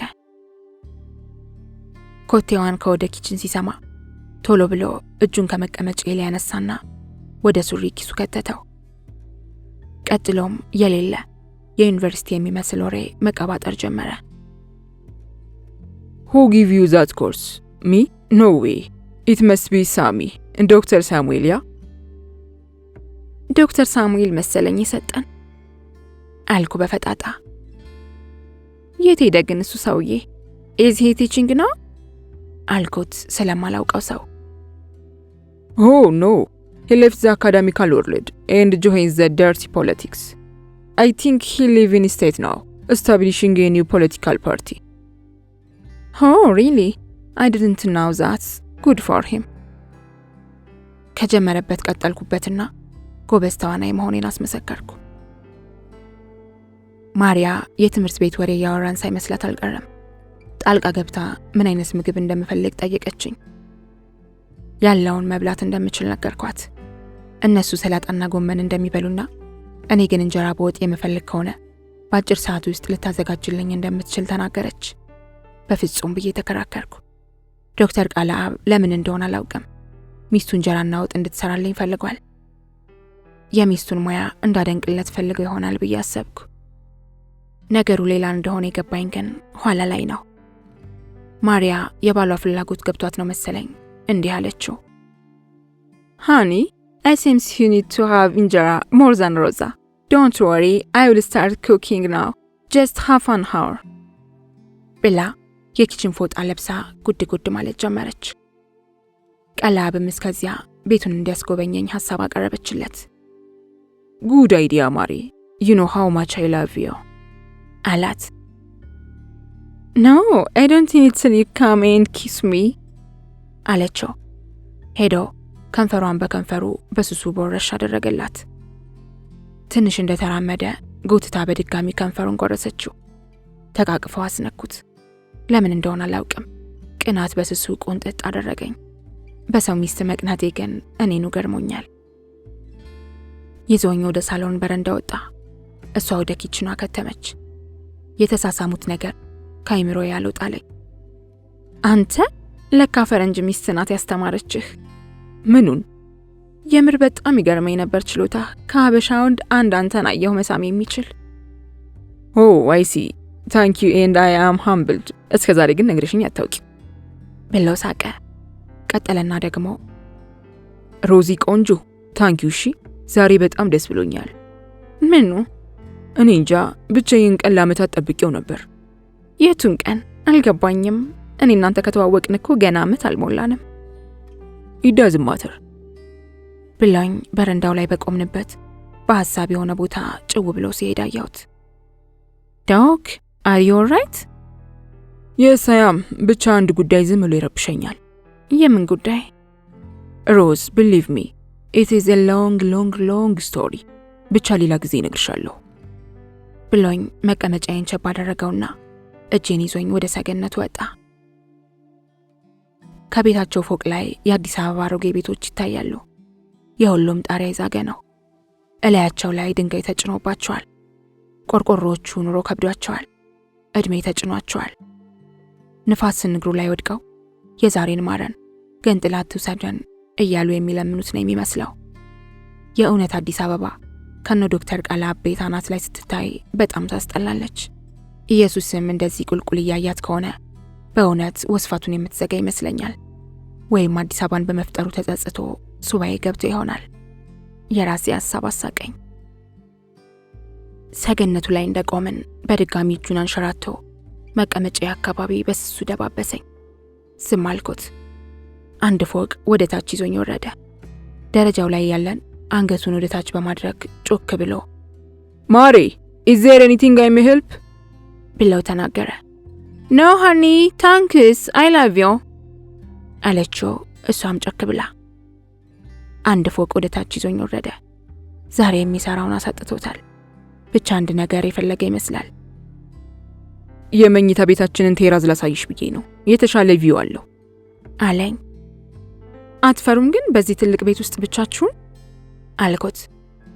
ብቻችንን አይደለንም እኮ ሮዝ፣ በየክፍሉ አብሮን የሚኖር ጥሩ መንፈስ አለ። ስሙ ፍቅር ይባላል። if you know what I mean. ዶክተር ቃለአብ ዛሬ ተለይቶብኛል። የጦዛ አይነት ሰው ነው የሚመስለው። እስካሁን ጣቶቹን በጣቶቼ ውስጥ ቆልፎ አለቅ ብሎኛል። እንደ ሕፃን ልጅ ነው እጄን ይዞኝ የሚንቀሳቀሰው። በዚያ ላይ ቁና ይተነፍሳል። የሆነ ጥድፊያ ነገር ውስጥ ያለ ይመስላል። ሂል ጫማዬ በጣም ረጅም ስለሆነ እሱ በፈለገው ፍጥነት ደረጃውን ለወጣለትና ለወርድለት አልቻልኩም። መኝታ ቤቱን በእግሩ ገፍ አድርጎ ከፈተውና ከውስጥ ገርበብ አድርጎ ዘጋው። በጣም የሚያምር ትልቅ አልጋየው። አልጋው ከተወለድኩ ጀምሮ አይቼ የማላውቀው ነው። ክብ ቅርጽ ያለው እጅግ ሰፊ አልጋ ነው። 2 ዱካ ወንበሮችና አንድ ትንሽዬ ጠረጴዛ ይታያል። በሌላ ጥግ ከክር የተሰራ ዥዋዥዌ መጫወቻ ወንበር አለ። የመኝታ ቤታቸው ስፋቱ ከሳሎኑ እንደማይተናነስ ያወቅኩት ቲቪው የተቀመጠበትን ርቀት ሳስተውል ነው። ካልጋቸው ጎን ከቀርከሃ የተሰራ ትንሽዬ የመጽሐፍ መደርደሪያ ይታያል። የወለሉ ንጣፍ ንጣቱ በረዶ ላይ የመራመድ ያህል ስሜት ይሰጣል። በመኝታ ቤቱ ውስጥ ሌላ ምንም አይነት ኮተት አላየሁም። የባለ ትዳር መኝታ ቤት ውስጥ ከወሲብ ደንበኛዬ ጋር እንደሆንኩ ልብ ሲልብኝ ሰቀጠጠኝ። የባለ ትዳር አልጋ አካባቢ መቆሙ ምቾት ስላልሰጠኝ ወደፊት ራመድ ብዬ የመኝታ ቤቱ ሰገነት ላይ ቆምኩ። እዚያ ደስ የሚል ነፋሻማ አየር እየተመገብኩ ሳለ ዶክተር ቃላብ ከኋላዬ መጥቶ ወገቤን በሁለት እጁ ያዘኝ። በጆሮዬ የማይሰማ ነገር አንሾካሾከልኝ። ከዚያም አንገቴን በስሱ ይስመኝ ጀመር። ልከላከለው ሞከር። በምላሱ ጆሮዬን መላስ ሲጀምር ግን ጉልበቴ ተመናመነ። እጆቹ ከወገቤ ተንሸራተው መቀመጫዬን መነካካት ጀመሩ። በእጄ ተከላከልኩት። ሆኖም እጆቹ ወደ ጡቶቼ ላይ ወጥተው ያልሆነ ነገር ሲያደርጉኝ አቅሜን አሳጡት። በምላሱ ቀኝ ጆሮዬን እየላሰ በሁለት መዳፉ ሁለቱንም ጡቶቼን ጭምቅ ያደርጋቸዋል። መጮህ ፈልጌ ትንፋሽ አጠረኝ። እንደምንም ከቅፏ ፈትልኬ ልቆጣው ራሴን ሳዞር ከንፈሩና ከንፈሬ ተገጣጣሙ። ዶግ ሲስም አውቀዋለሁ። ልብ ያቀልጣል። የኔም ልብ ወደ ውስጥ ፍስስ ሲል እርጥበቱ ይሰማኝ ጀመር። ልረዳው አልችልም። ሳላስበው ከሱ ስሜት ጋር አብሬ መንጎድ ጀመርኩ። ለምን እንደሆነ አላውቅም። ከንፈሬን ሲጎርሰው ፍርሃቴ ሁሉ ብን ብሎ ጠፋ። ሚስቱን መፈጠሯን ረሳኋት። የሆነች ትንሽዬ ሰይጣን በጆሮዬ መጣችና ፈረንጅ እኮ ብዙም ጣጣ የለውም፣ ዝም ብለሽ ከንፈሩን አጣጥሚው፣ ሪላክስ ቤቢ አለችኝ። እሺ የኔ ቆንጆ አልኳት በሆዴ። ለሆኑ ደቂቃዎች ያህል ሁለታችንም በከንፈሮቻችን ማሰብ ጀመር። ከንፈሩ ማርማር ይላል። ምላሱን አፌ ውስጥ አስገብቶ ሲያንቀሳቅሰው የወሲብ ሞተሬን ቀሰቀሰው። ሁሉንም ሰውነቴን እንዲነካካኝ ፈለግኩ። አንዱን እጄን ወደ ሱሪው ዚፕ አንሸራትቼ ዳበስኩት። ወንድነቱ ጂንስ ሱሪውን ቀድጄ ካልወጣው ብሎ ግብ ግብ ይዟል። ወይንም እንደዚያ መሰለኝ። ከወትሮው ገዝፎ ተሰማኝ። ሃኒ አር ዩ ዜር? የማርያ ድምፅ ከታች ከኪችን ተሰማ። ሁለታችንም ሲሰርቅ እናቱ እንደደረሰችበት ሕፃን በርግገን ቆምን። ቁና ቁናን ተነፍስ ነበር። ሃኒ ሮዝ አር ዩ ዜር? በድጋሚ ተጣራች። የስ አልን ሁለታችንም የቀረችንን ትንፋሽ አሰባስበን። ጉድ ቱ ናው ኢንጆይ ጋይስ ኦልሞስት ደን 15 minutes more please. We are in the library, honey. Call us if you need help. ብሎ አሻት። What? I can't hear you. አለችው። ሽንኩርት መፍጫውን ለኩሰው ስለነበር የሚላት ነገር ብዙም አይሰማትም ነበር። I said I love you, Mari. አላት። መጀመሪያ ያላትን እንዳልሰማችሁ ሲረዳ። Same here. አለችው ድምጿን ጎላ አድርጋ። ተጣድፎ እኔ ቆንኩበት ሰገነት ላይ ተመልሶ መጣና ከንፈሬን በከንፈሩ ከደነው። ታግዬ ከቅፎ ወጣሁ። ዶግ ምን እያደረክ ነው? በቃህ። ሚስትህ ብታይን ምን እንደሚፈጠር ገብቶሃል? ስል አንሾካሾኩ። ድምጻችን ታች እንዳይሰማ በመስጋት ሁለታችንም ከትንፋሽ ባልበለጠ ድምፅ ነው የምናወራው። እየሰማኝ አልነበረም። እጄን ይዞኝ ሁለተኛ ፎቅ ላይ ወደሚገኘው የቤታቸው ቤተ መጻሕፍት ወሰደኝ። ስሮጥ ሂል ጫማዬ የሚፈጥረውን ድምፅ ለማስወገድ ብዬ ላውልቆ ጎንበስ ስል ዶክተር ከለከለኝ። I love it this way. በሂል ጫማ ይበልጥ ትረብሽኛለሽ አለኝ። እኮ እንዳይረብሽ እኮ ነው ላውልቆ የምልህ። ሮዝ መረበሽ ነው የምፈልገው ዛሬ አይገባሽም? የላይብራሪው በርጋ ስንደርስ አንገቱን በደረጃው መደገፊያ ወደ ታች አስግጎ Take your time, Mari. We are browsing the newspaper up here. አላት። All right, honey. I love you. Love you ተባባሉ በድጋሚ። ስንት ሺህ ጊዜ ይህን ቃል እንደሚባባሉ ማመን ይከብዳል። ቤተ መጻሕፍታቸው ውበቱን ለማድነቅ ጊዜ አልነበረኝም። ዶክተር ቃላብ በጥድፊያ ወደ እኔ ተመልሶ ከንፈሬን ካቆመበት መሳም ቀጠለ። ወይኔ ጉዴ! ዶክ ዛሬ ልክ አይደለም። በእውነት ልክ መሆን አልፈልግም ሮዝ። ፊቱን ቅጭም አድርጎ እቅጩን መለሰልኝ። የራስ ጉዳይ፣ የኔ ትዳር የሚፈርስ መሰለህ እንዴ? መልስ ሳይሰጠኝ ከንፈሬን ጎረሰው። ዘለግ ላለ ሰዓት እየተሻሸን ተሳሳምን። እጁን ወደ ቀሚሴ ውስጥ መክተት ሲጀምር ግን አስቆምኩት። ዋይ እጮሃለሁ፣ በእውነት ካላቆምክ እጮሃለሁ። ፈራኝ መሰለኝ እጁን ሰበሰበ። ከዚያም ጥግ ላይ ወደሚገኘው የላይብራሪው ሼልፍ ጀርባ ጎትቶ ወስዶ ነካካኝ። ብልሽት አደረገኝ። ሁሉ ነገሬን አሳከከኝ። እሱም እንደዚያ የሆነ ይመስለኛል። ሁሉም ነገሬን ቢጎርሳው ደስታውን አይችለውም። አንዳንድ አጓጉል ቦታዎችን ሲነካካቸው እየተዳከምኩ መጣሁ። ልከላከለው አልተቻለኝም። የለበስኩትን ሸሚዝ 2 የላይኞቹን ቁልፎች ፈቶ ወደ ሼልፉ አስጠግቶ አንገቴን፣ ከንፈሬን፣ ከዚያም ከሸሚዝ ያፈትልኩ የወጣውን የቀኝ ጡቴን መላስ ሲጀምር ምን እየተካሄደ እንደሆነ አይምሮዬ ማሰብ አቆመ። የለበስኩትን ጥቁር ሚኒ ቀሚስ ገልቦ ከመቼ እሱን ዚፕ ሱሪ ሽቅብ ከታፋዬ አንስቶ አንድ እግሬን በእጁ ሽቅብ ከታፋዬ አንስቶ በእጁ ደገፈውና በአንድ እግሬ ብቻ እንድቆም ካደረገኝ በኋላ የመጽሐፉን ሼልፍ እንደ ድጋፍ እንድጠቀምበት አደረገኝ። የፓንቴን መሃል ዳንቴሉን ሲቀዳ ይሰማኛል። ላስቆመው ግን ጉልበቱም ፍላጎቱም አልነበረኝም። በአንድ እግሬ አንካሴ እንደሚል ሰው አንጠልጥሎ ብሎኔን ይፈታኝ ጀመር። እኔ ደንባሪቱ ስሜት ውስጥ ሆኜ ነው መሰለኝ እጄን ከሼልፉ አንስቼ በ2 እጄ የሱን አንገት ለማቀፍ ሞከርኩ። ሰውነቱ ወደፊት ሲገፋኝ የቆምኩበት ግራ እግሬ ሂል ጫማ አንሸራቶኝ ባላንሴን ስቼ ሼልፉ ላይ ወደቅኩ። እግዚአብሔር ይስጠው ዶክተር ተንደፋድፎ ከክፉ አወዳደቅ አዳነኝ። ከሼልፉ በላይኛው መደርደሪያ ላይ የነበሩት መጽሐፍት ግን በሙሉ ተናዱ። መጽሐፍቱ ሲናዱ የፈጠሩት ከፍተኛ ድምፅ ለእኛ እጅግ ተስፋ አስቆራጭ ነበር። እኔ በበኩሌ ለመሞት ጥቂት ደቂቃዎች እንደቀረኝ ተረድቼ ራሴን ማጽናናት ጀምሬ ነበር። ልክ መጽሐፍቶቹ ሲናዱ የዶክ ወንድነቱና የኔ ጤ እኩል ድብ ያሉ ይመስለኛል። እኔ ባለውበት ደርቄ ቀረሁ። የዶክተር ቃለአብ ድንጋጤው ከኔ ብሶ ነበር። ወንድነቱ ማሸሸ። በፍጹም አንድ ዶክተር የሆነ ሰው እንደዚህ የሚደነግጥ አይመስለኝም ነበር። አሁን በእርግጠኝነት ይህንን ድምፅ ሚስቱ ስትሰማ በሰከንድ ውስጥ ጦር ሰብቃ ትመጣለች። እኔማ እጅግ ከመፍራት የተነሳ ከአሁን ደርሳ በያዘችው ቢላ ፊቴን አበላሸችው ብዬ በሩን በተስፋ መቁረጥ አየዋለሁ። የሸሚዜን ቁልፍ ለማስተካከል እንኳን የሚሆን ተስፋ አልነበረኝም። ሃኒ አር ዩ ኦልራይት የሚል ድምፅ ከኪችን ሲሰማ የሁለታችንም ተስፋ ዳግም ለመለመ። ካሚንግ ማሬ ካሚንግ። ድምፁ ቁርጥርጥ ያለና የሚያስቅ ነበር። እሱ መጽሐፎቹን ከተበታተኑበት ማንሳት ሲጀምር እኔ የተዛነፉ የሸሚዝ ቁልፎቼን መቆለፍና ሚኒስከርቴን ወደ ታች እየጎተቱ ማስተካከል ጀመርኩ። ዶክተር ቃለአብ ሁሉንም መጽሐፍቶች ከመደርደር ይልቅ ሼልፉ ላይ ከመራቸው።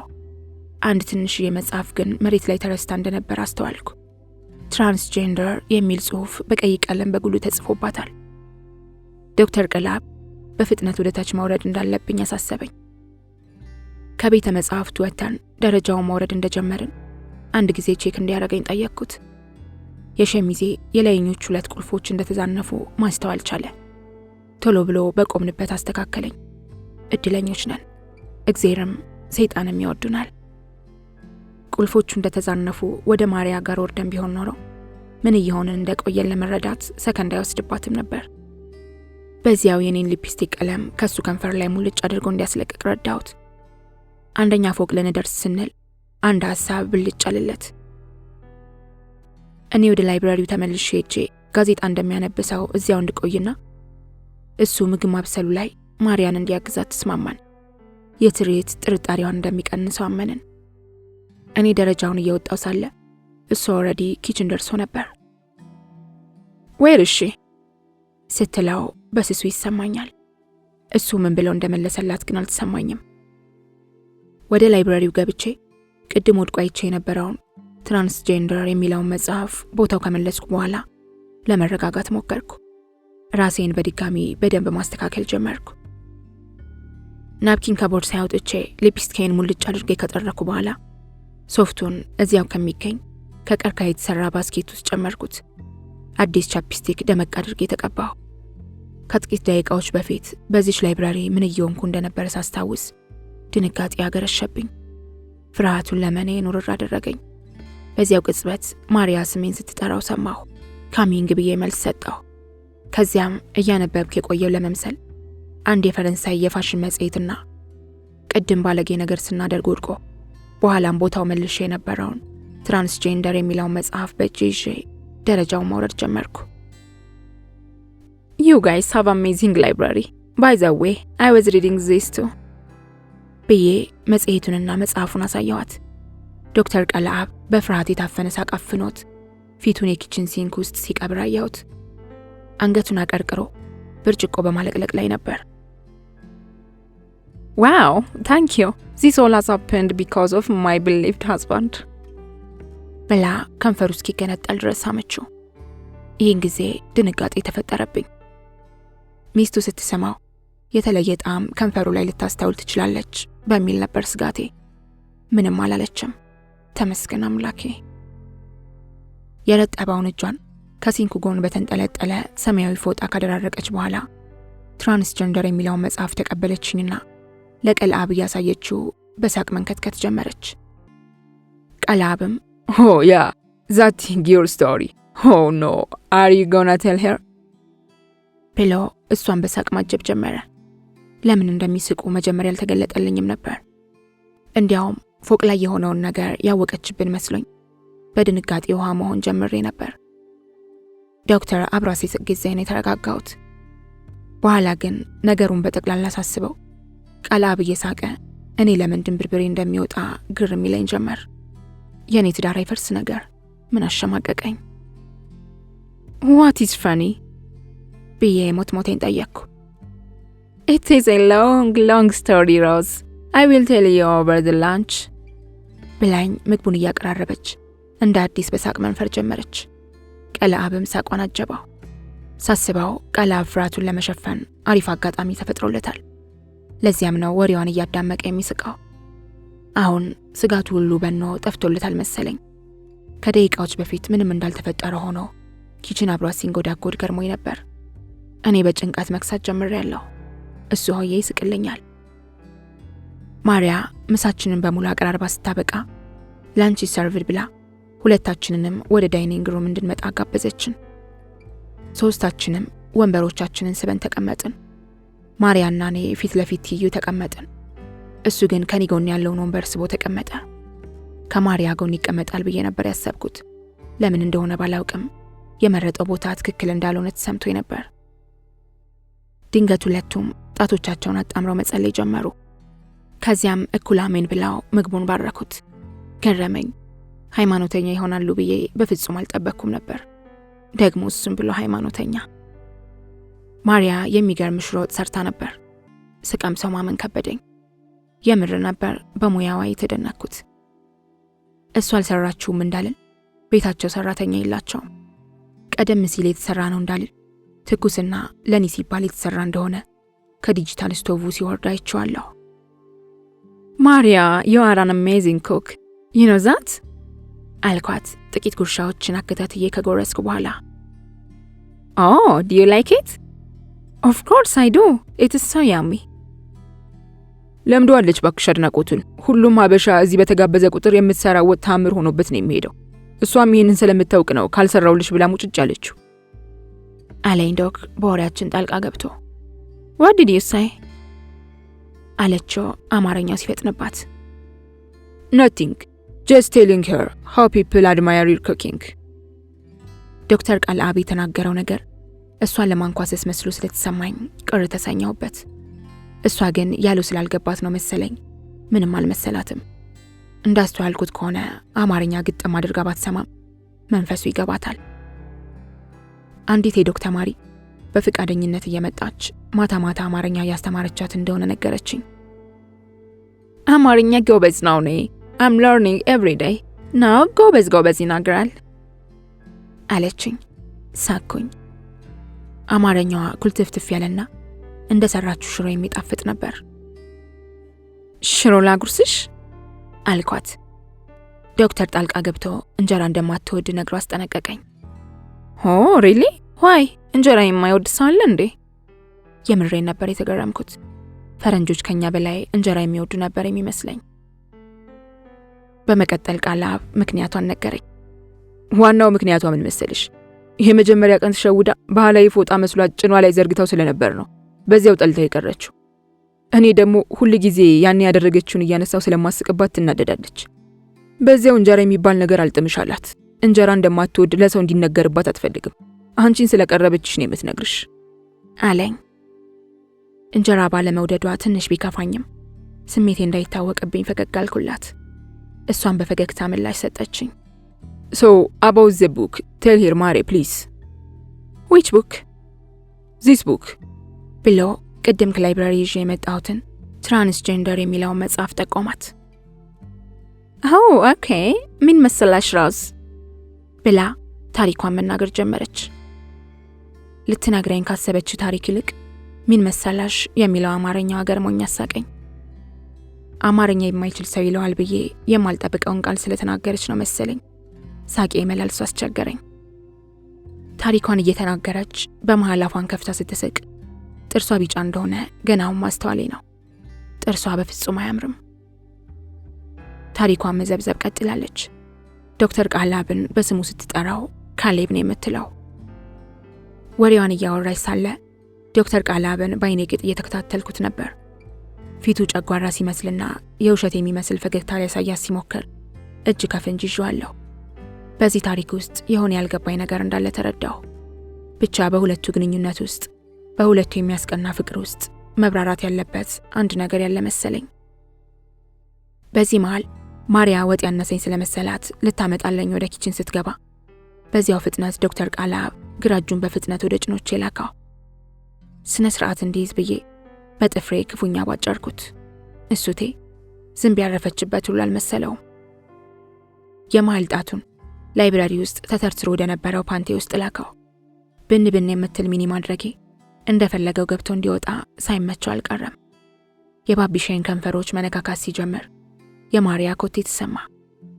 ቤቱ ውስጥ በባዶ እግሯ እየተንቀሳቀሰች ኮቴዋ መሰማቱ ይገርማል። ግራ እጁን ቶሎ ብሎ ከጭኖች አውጥቶ በቀኝ እጁ በያዘው ሹካ አቀርቅሮ መጉረስ ጀመረ።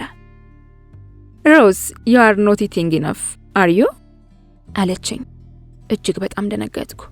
እኔ መሰለኝ you are not cheating enough are you ያለች ነበር የመሰለኝ። የሌባ ነገር። እንደገና ይፍቴ መለዋወጥ አይታ ሮዝ are you alright አለችኝ በድጋሜ። yes I am why do you ask እየተንተባተብኩ ለምን እንደጠየቀችኝና ጥርግ አድርጌ መብላቴ ሳህኑ የታጠበ እንዲመስል እንዳደረገው ነገርኳት። ንግግር ያሳቃትና እንዲህ አለችኝ። በደንብ ቢላ የበላ እንደተማረ ወድቅ የለም። መጀመሪያ ምን ማለት እንደፈለገች አልገባኝም ነበር። ለማለት የፈለገችውን ዶክሲ ተረጉምልኝ ነው በጣም ይሳኩት። ጥቅሶችን የመሰብሰብ ልምድ አላት። ከኢትዮጵያ አባባሎች በጣም የምትወደው ደግሞ አሁን ያለችሽን ነው። የበላና የተማረ ወድቆ ይወድቅም ነው ያለችሽ። ሰምተሻታል? አሁንማ ቅኔ መዝረፍ እኮ ነው የቀራት አለኝ። እግሬን ሰቅዬ ሳኩኝ። you want a ጉርሻ from me አለችኝ። no not at all አማርኛ በድጋሚ ያስቆኛል። ጉርሻ የሚለውን ቃል እንዴት ለይታ እንደሸመደደችው ገረመኝ። ትራንስጀንደር የሚለው መጽሐፍ ገጠመኝ ማውራት ስትቀጥል ዶክተር ቃላብ እሷን የሚያዳምጥ መስሎ በእግሩ እግሬን በተለይም ባቲ አካባቢ ነካካኝ ጀመር። ከጠረጴዛ ስር ሚስቱ በሴንቲሜትሮች ርቀት ላይ ያለች ይህንን ማድረጉ እጅግ አስደነገጠኝ። ምን አለ እስክትሄድለት እንኳን ቢጠብቅ። በድርጊቱ ፊቴ ቀይ እንዳይሆን እየተጨነኩ ለማንኛውም ቅድም እንዳደረገው እጁን እንዳይሰድብኝ ጭኖቼን ግጥም አድርጌ ያስኳቸው። ዶክተር ቃላብ ግን የሚያደርገውን አሳጣው። የባስ ብሎ እሷ እዚያው ከጠረጴዛው ሳትነሳ ግራ እጁን በድጋሚ በሆዴ በኩል ወደ ጭኖቼ ላካው። እሷ ዝም ብላ ይሄን ኖሬ ታንበለብለዋለች። ወንበሩ እንዳልተመቸው ሰው ሆኜ አውቄ ከተቀመጥኩበት እንደመቁነጥነጥ አልኩና ፈቀቅ አልኩ። ይህን ጊዜ ዶክተር ቃላብ እጁን ሰበሰበ። ተንኮሉ ግን በዚህ አላበቃም። ወዲያው ማሪያን ማሪ do you have more of this please ብሎ ሰላጣ እንድታመጣለት ተማጸናት። of course honey just a second ብላ ተነስታ ወደ ኪችን መራመድ ስትጀምር I love you for that አላት። ላቭ ዩ ቱ አለችው። ከመቅጽበት ፊቱን ወደ እኔ መልሶ ጭኖቼን በግራ እጁ በኃይል ፈልቅቋቸው ገባ። ለመከላከል በጣም ዘግይቼ ነበር። በግራ እጅ ባለጌ ጣቱ የባቢሼን ከንፈሮች ቦጫጨረኝ። ከመቼ ውሃ እንደሆንኩ ለኔም ግራ ሆኖብኛል። ደጋግሞ አባለገኝ። በተለይ ሲቧጭረኝ የፈጠረብኝ ስሜት ከቁጥጥሬ ውጭ አደረገኝ። ጭኖቼን ሳልፈልግ ከፈትኩለት። አይኔ ከቁጥጥሬ ውጭ ሆኖ መስለምለም ጀመረ። እንዴትም ብዬ አይኔን ገልጬ ቀለአብን ሳየው ራሱን ስቷል። የፊቱ ደም ስር ተገትሯል። ጭምልቅልቅ አደረገኝ። ደግሞ አሳመመኝ። ሳላስበው ለሁለተኛ ጊዜ ከፍተኛ ስሜት ውስጥ ገባሁ። እንደሚያለቅስ ሰው ክንዴን ተንተርሼ አንገቴን ጠረጴዛው ላይ ቀበርኩ። ተስፋ ቆርጬ ነበር፣ ወይም ግድ ማጣት ውስጥ ገብቼ ነበር። ስዝለፈለፍበት ዶክተር ቃላብ ይበልጥ ነፃነት በማግኘቱ ጣቶቹን አንቀሳቀሳቸው። ይህን ጊዜ ድምፅ የሰማው መሰለኝ። አፈርኩ፣ አመመኝ። ከቁጥጥር ውጭ በሆነ ስሜት አቃሰትኩ። ይህ ሁሉ የሆነው ከአንድ ደቂቃ ባነሰ ጊዜ ውስጥ ቢሆን ነው። ዲድ ሳምባዲ ኮል ማይ ኔም አለች ማሪያ ከኪችን ሆና። የኔን ማቃሰት ሰምታ መሆን አለበት። የስ ስዊተርት ኢትስ ሚ ካን አይ ሃቭ ሞር ዋተር ፕሊዝ አለ ድምፁ እየተቆራረጠበት። ሃኒ ኢት ኢዝ ኦልሬዲ ዜር ኦን ዘ ቴብል ካን ኖት ዩ ሲ ኢት አለች በአንድ እጇ ሰላጣ በሌላ እጇ የካርቶን ጁስ ጭማቂ ይዛ ወደ ሳሎን እየገባች። በዚህ ቅጽበት የዶክተር ቀለአብን እጅ ወጥ በነካው እጄ ከጭኖቼ መሃል መንጭቄ ያወጣሁት። ደንግጦ እጁን ሰበሰበ። ውሃ ጠረጴዛው ላይ ያለ ውሃ አምጪልኝ ማለቱ ሌላ ውጥረት ውስጥ ከተተው። ምን እንደተፈጠረ ጭራሽ ያልተገለጠላት ሚስት ገና ከመቀመጧ ውሃውን ቀዳችለትና ያቋረጠችውን ወሬ መቀጠል ያዘች። ከድንጋጤ የተነሳ ለምታወራው ነገር ለእያንዳንዱ አንገቴን በአዎንታ ክፉኛ መነቅነቅ ጀመርኩ። እግሮቼ ግን ከስር መንቀጥቀጥ ጀምረው ነበር። በምትለው ሁሉ ለመሳቅ ሞከርኩ። ድንብርብሬ ወጥቷል። ቀና ብሎ ዶክተር ቀለአብን ለማየት የሚያስችል ጉልበት እንኳን አልነበረኝም። እሷን እያየው ወሬው እንድትቀጥልልኝ በአዎንታ ራሴን መነቅነቅ አላቆምኩም። እውነቱን ለመናገር በወቅቱ ስለምን ታወራ እንደነበረም ትዝ አይለኝም። ከእግሮቼ መሃል የተበላሸው ስለመሰለኝ ድንገት የማቅለሽለሽ ስሜት ተሰማኝ። አንድ ብርጭቆ ውሃ አስጠጣበት ትንሽ ቀለል አለልኝ። ብርጭቆውን ሳነሳው ግን እጄን ቀጠቀጥ ነበር። ሆኖም ከደቂቃዎች በፊት እዚሁ ጠረጴዛ ላይ ምን እየሆነ እንደነበር ሳስብ መረጋጋት አቃተኝ። ይቅርታ ጠይቄያቸው እጄን ለመታጠብ ስነሳ እግሬ እየከዳኝ እንደሆነ ታወቀኝ። ከባቢሼ ፈሳሽ የወጣ ስለመሰለኝ ሳልዋረድ ቶሎ ብዬ መልሼ ተቀመጥኩ። ሮዝ አር ዩ ኦልራይት አለች ማሪያ ነገር ስራ ያልጥምሽ ብሏት። ምግቡ ሳይስማማኝ ቀርቶ ያመመኝ ሳይመስላት አልቀረም። ደህና እንደሆንኩ ብነግራትም ተረበሸች መሰለኝ። ነገሩን በጣም አካበደችው። ትንሽ አመም እንዳደረገኝና ሽንት ቤት ብቻ መሄድ እንደምፈልግ ተናግሬ ተነሳሁ። ተከትሎኝ እንዲመጣና እንዲያግዘኝ ጮክ ብላን ባረቀችበት። ያለ ወትሮ ፍዝዝ ሲልባት በንዴት ጦፋለች። ደህና እንደሆንኩ ልነግራት የሞት ሞቴን ሞከርኩ። ወደ ዶክተር ቀለአብ ሲዞር ሸሚዙ ወጥ ነክቶት እንደተበላሸ አስተዋልኩ። ለካንስ ቅድም እጁን ከጭኔ ለማውጣት ስመነጭቀው ወጥ በነካው ቀኝ እጅ አበላሽቸዋለሁ። ሚስቱ ካየች ሌላ ነገር እንዳትጠረጥር ስለፈራው ቶሎ ብዬ የእሱን ወጥ ያበላሸውን ሸሚዝ ክንድ ወጥ በነካው እጄ በድጋሚ እሷ እንድታየኝ ሆኜ ተደግፌው ለመቆም ሞከርኩ። ይቅርታ ዶክተር፣ ልብስህን አበላሸውብህ አይደል አልኩት የደነገጥኩ መስዬ። ኢትስ ኦኬ፣ ዋናው ያንቺ ደህና መሆን ነው አለ የሞት ሞቱን። እዚያው ትንሽዬ ድራማ ሰራን። ድራማዋ ግቧን እንደመታች ሳውቅ ቀለል አለኝ። በዚያው ዶክተር ቀለአብን ተደግፌ ወደ ባዝሩም ሄድኩኝ። እግሬ ከደቂቃ በፊት ድንግልናዋ እንደተወሰደባት ኮረዳ ውልግድግድ እያለ አስቸገረኝ። ጭኖቼን ሳላላቀቅ ለመራመድ ሞከርኩ። ፓንቴ መቀደዱን ሳስብ ደግሞ እዚያው በቆምኩበት ሽንቴ የሚያመልጠኝ መሰለኝ። እንደገና ሐሳቤ ራሱ አሳቀኝ። እስከ ዛሬ በቁም ያልሸናሁት ፓንቴ እንደ ዳይፐር እያገለገለኝ ስለነበረ ነው እንዴ? ምኗ ደንባሪት ነኝ? ዶክተር ቀለአብ ሽንት ቤት አደረሰኝና የማሪያን አለመኖር አይቶ ነው መሰለኝ እንደገና ሊስመኝ ሲሞክር በጥፊ ያላስኩት። እንደ ሕፃን ልጅ ደንግጦ ኩርምት አለ። አሳዘነኝ፣ ግን ምንም ማድረግ አልችልም። ሽንት ቤቱን ከውስጥ ቆልፌ ሁለመናዬን ተጣጠብኩ። ባዝሩሙን ከውስጥ ስቆልፈው የተሰማኝ እፎይታ አሁን በቃላት ልገልጸው አልችልም። ዶክተር ቀለአብ የቦጫጨቀውን ፓንቴን አውልቄ ቦርሳዬ ውስጥ ያስኩት። ፊቴን በቀዝቃዛ ውሃ ስታጠብ ቅልል አለኝ። እግሬ በደንብ እንደሚራመድልኝ እርግጠኛ እስከሆን ድረስ ቧንቧው እንዲፈስ ከፍቼ ተውኩትና እዚያው ቆየሁ። ማርያ እኔ ወዳለሁበት ወደ ባዝሩም ተጠግታ ድምጿን ጎላ አድርጋ ደህና መሆኔን ጠየቀችኝ። አሁን የማቅለሽለሽ ስሜቱ ሙሉ ለሙሉ እንደጠፋልኝ ነገርኳትና በሩን ከፈትኩት። ፊቴ መረጋጋቱን ስታይ እፎይታ ተሰማት። ሲያመኝ ከፍተኛ የጥፋተኝነት ስሜት ተሰምቷት እንደነበር ገለጸችልኝ። በሷ ቤት የሷ ሹራ ያሳመመኝ ነው መሰላት።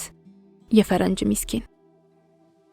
ከባዝሩም ወጥቼ ስራመድ እግሬ እርስ በርሱ መማታቱን እንዳላቆመ ተረዳሁ። ዶክ ባላንሴን የሚያስት የሆነ ብሎኔን ባብሼ ውስጥ ገብቶ ሳይፈታብኝ አልቀረም። ዶክተር ቀለአብ ወጥ ያበላሸው ሸሚዙን ቀይሮ የባስኬትቦል ኳስ ፎቶ ያለበትን ቲሸርት አድርጎ ደረጃውን ሲወርድ አየሁት። ደህና መሆኔን በእንግሊዝኛ ጠየቀኝ። ፊቱ ላይ የሆነ ፈገግታ ብልጭ ሲላየሁ ያሰበውን በማሳካቱ ደስ ሳይለው አልቀረም። በትክክል ዓላማው ምን እንደነበር ግን እስካሁንም አልተገለጸልኝም። ለ1 ሰዓት ያህል ተረጋግተን ውስኪ እየጠጣን ተጫወትን። በመሃል ቡችሎቹ የመጡ ላይ ሲወጡ እየፈራው ተቸገርኩ። ሆኖም እነሱን በፍጹም እንዳላመናጨቅ ዶክ አስጠንቅቆኝ ስለነበር እንደ ማጫወት እያረኩ ተከላከልኳቸው። ያማምራሉ። የሚደረግላቸው እንክብካቤ ግን ለሰው ልጅ ከሚደረገውም በላይ ነው። ሳሎን ባር ቁጭ ብለን ዘና ብለን ማውራት ጀመርን። ትራንስጀንደር የሚለው መጽሐፍ ሙኒክ የዩኒቨርሲቲ ተማሪ እያለች በወንዶች ድርጊት ከመማረሯ የተነሳ ጾታዋን ለማስቀየር በወሰነች ጊዜ የገዛችው መጽሐፍ እንደነበር ነገረችኝ። ሆኖም በኋላ ላይ በአባቷ ምክር ሐሳቡን እርግፍ አድርጋ እንደተወችው በድጋሚ ተረከችልኝ። ወንዶችን እንዴት መያዝ እንዳለባት አባቷ ድንቅ ምክሮችን መከራት። ምክሩን ተግባራዊ አድርጋ በ1 ዓመት ውስጥ ውጤት ካላገኘችበት ጾታዋን የመቀየር ውሳኔዋን እንደሚያከብር በጊዜው አባቷ ቃል ገብቶላት እንደነበርም ደጋግማ አጫወተችኝ። እኔ በበኩሌ አባቷ አበሻ አባት ቢሆን ቀጥቅጦ ይገላት እንደነበር አስረዳዋት። ትስቃለች ብዬ ሳስብ ደነገጠች። ዶክተር ቀለአብም በየመሃሉ እየገባ ይቀልድባት ጀመር። ውሳኔዋን ገፍታበት ቢሆን ኖሮ ዛሬ ቆንጆ የወንድ ጓደኛው ልትሆን ትችል እንደነበር እያወራ ሳቃት። እሷ በበኩሏ ወንዶች ሲባልጉ እሷን በምላሹ መባለግ ስትጀምር እንዴት የበለጠ እየወደዷትና እያከበሯት እንደመጡም ታስረዳይ ጀመር። ይህን ስታወራ ዶክተር ቀለአብ ፊቱ ከአንዴም 2-3 ጊዜ ሲለዋወጥ አየሁት። በሁለቱ ግንኙነት ውስጥ የሆነ አንድ ያልገባኝ ነገር እንዳለ እርግጠኛ ሆንኩ። እንዲህ እያልን ከማርያ ጋር የባጢ ቆጡን ስናወራ እኔና ዶክተር ቀለአብ ከደቂቃዎች በፊት ያደረግነው ነገር እየተረሳ ይመጣ። ሞቅ እያልን ሲመጣ ከሳሎን ባር ተነስተን ወደ ላይኛው ሰገነት ወጣን። የቤታቸው ፎቅ ጣሪያው ሲሚንቶ ነው። በጣም የሚያምር ሰገነት አድርገው ሰርተውታል። እዚያ ላይ ወጥተን ፍራሽ ዘርግተን ብዙ ሳቅን፣ ተጫወትን። ከማርያ ጋር ኮከባችን ገጥሞ ነበር። በዚህ ሁሉ ጊዜ ግን የኔና የባሏ ግንኙነት ምን እንደሆነ አንድም ጊዜ ለምን እንዳልጠየቀችኝ ገርሞኛል። እየመሸ ሲሄድ ወደ ቤቴ መሄድ እንዳለብኝ ነገርኳቸው። ዶክተር ቀለአብ አይኑን አሁንም ከኔ ሚኒስከርት ላይ ሊነቅል አልቻለም። በተለይ ፍራሹ ላይ ቁጭ ስል ሁሉ ነገሬ ስለተገላለጠ ተሳቀቅኩ። ይበልጥ ያስጨነቀኝ የተቀደደው ፓንቴ ቦርሴ ውስጥ መሆኑ ነበር። ጭኖቼን ገጥሜ ተቀመጥኩ። እሱ ግን አይኑን አልነቅላለኝ። ሚስቱ ሁኔታውን እንዳታስተውል ስለፈራው በአይኔ ተቆጣሁት። እሱ በምላሹ ድብና አድርጎ ጠቀሰኝ። ትንሽ ሞቅ ሳይለው አልቀረም። ነገሮች መልካቸውን ሳይቀይሩ ቶሎ መሄድ እንዳለብኝ አመንኩ። እስካሁንም ከቅሌት የዳንኩት በሰይጣን ትብብርና በማርያ የዋህነት ነው። እኔና ማርያ ሙሉ ዋይን ስንጠጣ ስለነበር ሰውነታችን ግሏል። ሰገነቱ ላይ ያለው ንፋስ ከበድ ስለሚል ዋይኑ ብርዱን ተከላከለልን። ብዙም አልተሰማንም። መሄድ እንዳለብኝ ስነግራቸው እዚያው ማደር እችል እንደሆን ጠየቁኝ። እናቴ ትጠብቀኛለች ብዬ ዋሻዋቸው። ከእናቴ ጋር እንደምኖር ፍርጥም ብዬ ተናገርኩ። ዶክ ሳቁትና አለው። ደረጃውን ወርደን ወደ ግቢው ወጣን። በኮሪደሩ ስናልፍ ዶክተር ቀለአብ እኔ አደርሳታለሁ ብሎ ከሰፌዱ ውስጥ የመኪና ቁልፍ ሲያነሳ ማርያ ተቃወመች። ሐሳቡን በቁጣ ስለተቃወመችው በሁለታችን መሃል የጠረጠረችው ነገር እንዳለ አድርገን ተረዳን። ሁለታችንም ደነገጥን። ሆኖም እሷ የተቃወመችው ሁላችንም ስንጠጣ ስለቆየን አልኮል ጠጥተን ማሽከርከር ተገቢ እንዳልሆነ በማመኗ ነበር። ዶክተር ቃላብ ግን ትንሽ ነው የጠጣሁት ብሎ ተሟገታት። ሞቼ ይገኛለሁ አለች። ነገሩን ለመቋጨት ተንቀሳቃሽ የሳሎን ስልኳን አምጥታ የታክሲ ደንበኛዋን ስልክ ደውላ በፍጥነት ቤት እንዲመጣ ነገረችው። ዶክተር ቃላብ ለምን እኔን ካልሸኘዋት ብሎ ሙጭጭ እንዳለ ገብቶኛል። ጭኔ ውስጥ ጀምሮ ያልጨረሰው የቁፋሮ ፕሮጀክት አለ። እውነቱን ለመናገር እኔም በሆዴ እሱ በሸኘኝ ስል ተመኝቻለሁ። ነገር ግን የጀመርነውን እንድንጨርስ ብዬ አልነበረም። እኔ ጣጣዬን ከጨረስኩ ቆይቻለሁ። ጭራሽ ስሜቴ ጠፍቶ ነበር። እንዲያውም ማሪያ ላይ እንደዚህ አይነት ድርጊት ማድረጌ ውስጡን እየጸጸተኝ ነበር። ማሪያን ይበልጥ ባወራኋት ቁጥር ይበልጥ እየወደድኳት ነበር። የፍቅር ሰው ናት። እንደሷ ስለ ፍቅር ብቻ ብሎ የሚኖር ሰው አይቼ ማወቄንም እንጃ። በዋናነት ዶክተር ቃላብ እንዲሸኘኝ የፈለግኩት በሁለቱ ግንኙነት ላይ አንዳች ያልገባኝ ነገር እንዳለ ስለተሰማኝና ያንን ግልጽ እንዲያደርግልኝ በመፈለጌ ነበር። ሆኖም እውነቱን ለመናገር ያልገባኝ ነገር ምን እንደሆነ እኔም አልገባኝም። እንዲያደርሰኝ የተጠራው ታክሲ መድረሱን ለማወጅ ከግቢው ውጭ ጥሩምባውን ሲያንባርቅ በሩ በዘበኛው ተከፈተለት። ወደ ታክሲው ተንቀሳቀስኩ። አረማመዴ አሁንም አልተስተካከለም። የሚገርም ነገር ነው። ከዚህ ቀደም እንዲሆኜ በጭራሽ አላውቅም። ረዥም ሂል ጫማ ማድረጌ ደግሞ ነገሩን አጋነነብኝ መሰለኝ። እግሬ የተብረከረከብኝ ስራመድ ብዙ መጠጣቴ እንደ አሳ እያራመደኝ እንደሆነ ሲነግራት ሰማሁት። እየሳኩ የታክሲውን በር ከፍቼ ገባሁ። ማሪያና ዶክተር ቃላብ ተቃቅፈው በቆሙበት እጃቸውን አውለብልበው ሸኙኝ። የላዳ ታክሲው የኋላውን በር ላይ ገና ቁጭ ብዬ ወደ ግቢው ስመለከት ማሪያና ዶክተር ቃላብ ተቃቅፈው እየተሳሳሙ ነበር። ከመቼው ከንፈራቸውን እንዳገናኙት ደግሞ ሲሳሳሙ ወፍ እንጂ ሰው አይመስሉም። ወሲብ ለመፈጸም ተስገብግበው እንደሚሆን ገመትኩ። ቅድም ተሰምታኝ የነበረችው አይነት ስስ የሆነች ቅናት ውስጤን ቆንጠጥ ስታደርገኝ ታወቀኝ። ለምን እንደሆነ አላውቅም። የዶክ ሚስት መሆን አምሮኝ ነበር። ከ4 ሳምንት በኋላ ዶክተር ቃላብ ኩል ባር መጣ። ዝንጥ ከማለቱ የተነሳ ልዑል መስሎ ነበር። ያን ቀን እሱ ቤት ውስጥ ምንም እንዳልተፈጠረ ሁሉ ጉንጬን ሳመኝና ባለጌ ወንበር ላይ ቁጭ አለ። ደብል ብላክ ለኔም ለሱም አዘዘና ትንሽ አቀርቅረው ከጸለየ በኋላ ቺርስ ብሎኝ ተጎነጫው። ዶክ ሳይጸልይ ምንም ነገር ጀምሮ አያውቅም። ምን ሆነህ ነው ግን ያን ቀን አልኩት ከመጠጡ ትንሽ ከቀማመስኩ በኋላ። I was expecting this question አለኝ በግዴለሽነት ትከሻውን እየሰበቀ። ታሪኩ ምንም አይሰራልሽም። የሆነ ጀርመን ሳለን የተፈጠረ ነገር ነው። Let's forget that, Rose። ንግግሩን ተፈጥሯዊ ባልሆነ ሳቅ ሊያጅበው ሞከረ። ይልቅ ሮዚ፣ ለመጀመሪያ ጊዜ ቃላብ ብለሽ በስሜ ጠራሽኝ ያን ቀን እንደሆነ ታውቂያለሽ? አለኝ። እንደዚህ ያጠራውህ እንዴ? መቼ? የት? ምኑ ጋ? የምሬን ነበር። ዶክን ቃላብ ብዬ መጥራቴን አላስታውስም። ማሪ ወጥ ልታመጣ ኪችን ስትገባ ጠረጴዛው ላይ ተደፍተሽ አንገትሽን ቀበርሽው። እዛች ክፉ ቦታሽ ላይ በጥፍሬ ስቧጭርሽ you were out of this world። ቃላብ ተው በእናትህ ተው እያልሽ አቃሰትሽ። በእንቅልፍ ልብሽም የምታውሪ ነበር የሚመስለው። አንድ ነገር ልንገርሽ፣ በህይወቴ እንደዚህ ቀን ተደስቼ አላውቅም። አፈርኩኝ። የሆነውን ነገር ሳስብ እሽኩርምም አደረገኝ። ፊቴ ሁሉ ቀላ። መላ ሰውነቴን ውርር የሚያደርገኝ ስሜት ተሰማኝ። ይህ ራስ ጉዳይ ባለጌ ነህ ግን ዶክ አልወድህም። እሺ ጉንጬን ሳመኝ። አንተ ቆይ ሚስትክን እንደዚያ እየወደድካት? ጥያቄ ስለገባው አቋረጠኝ።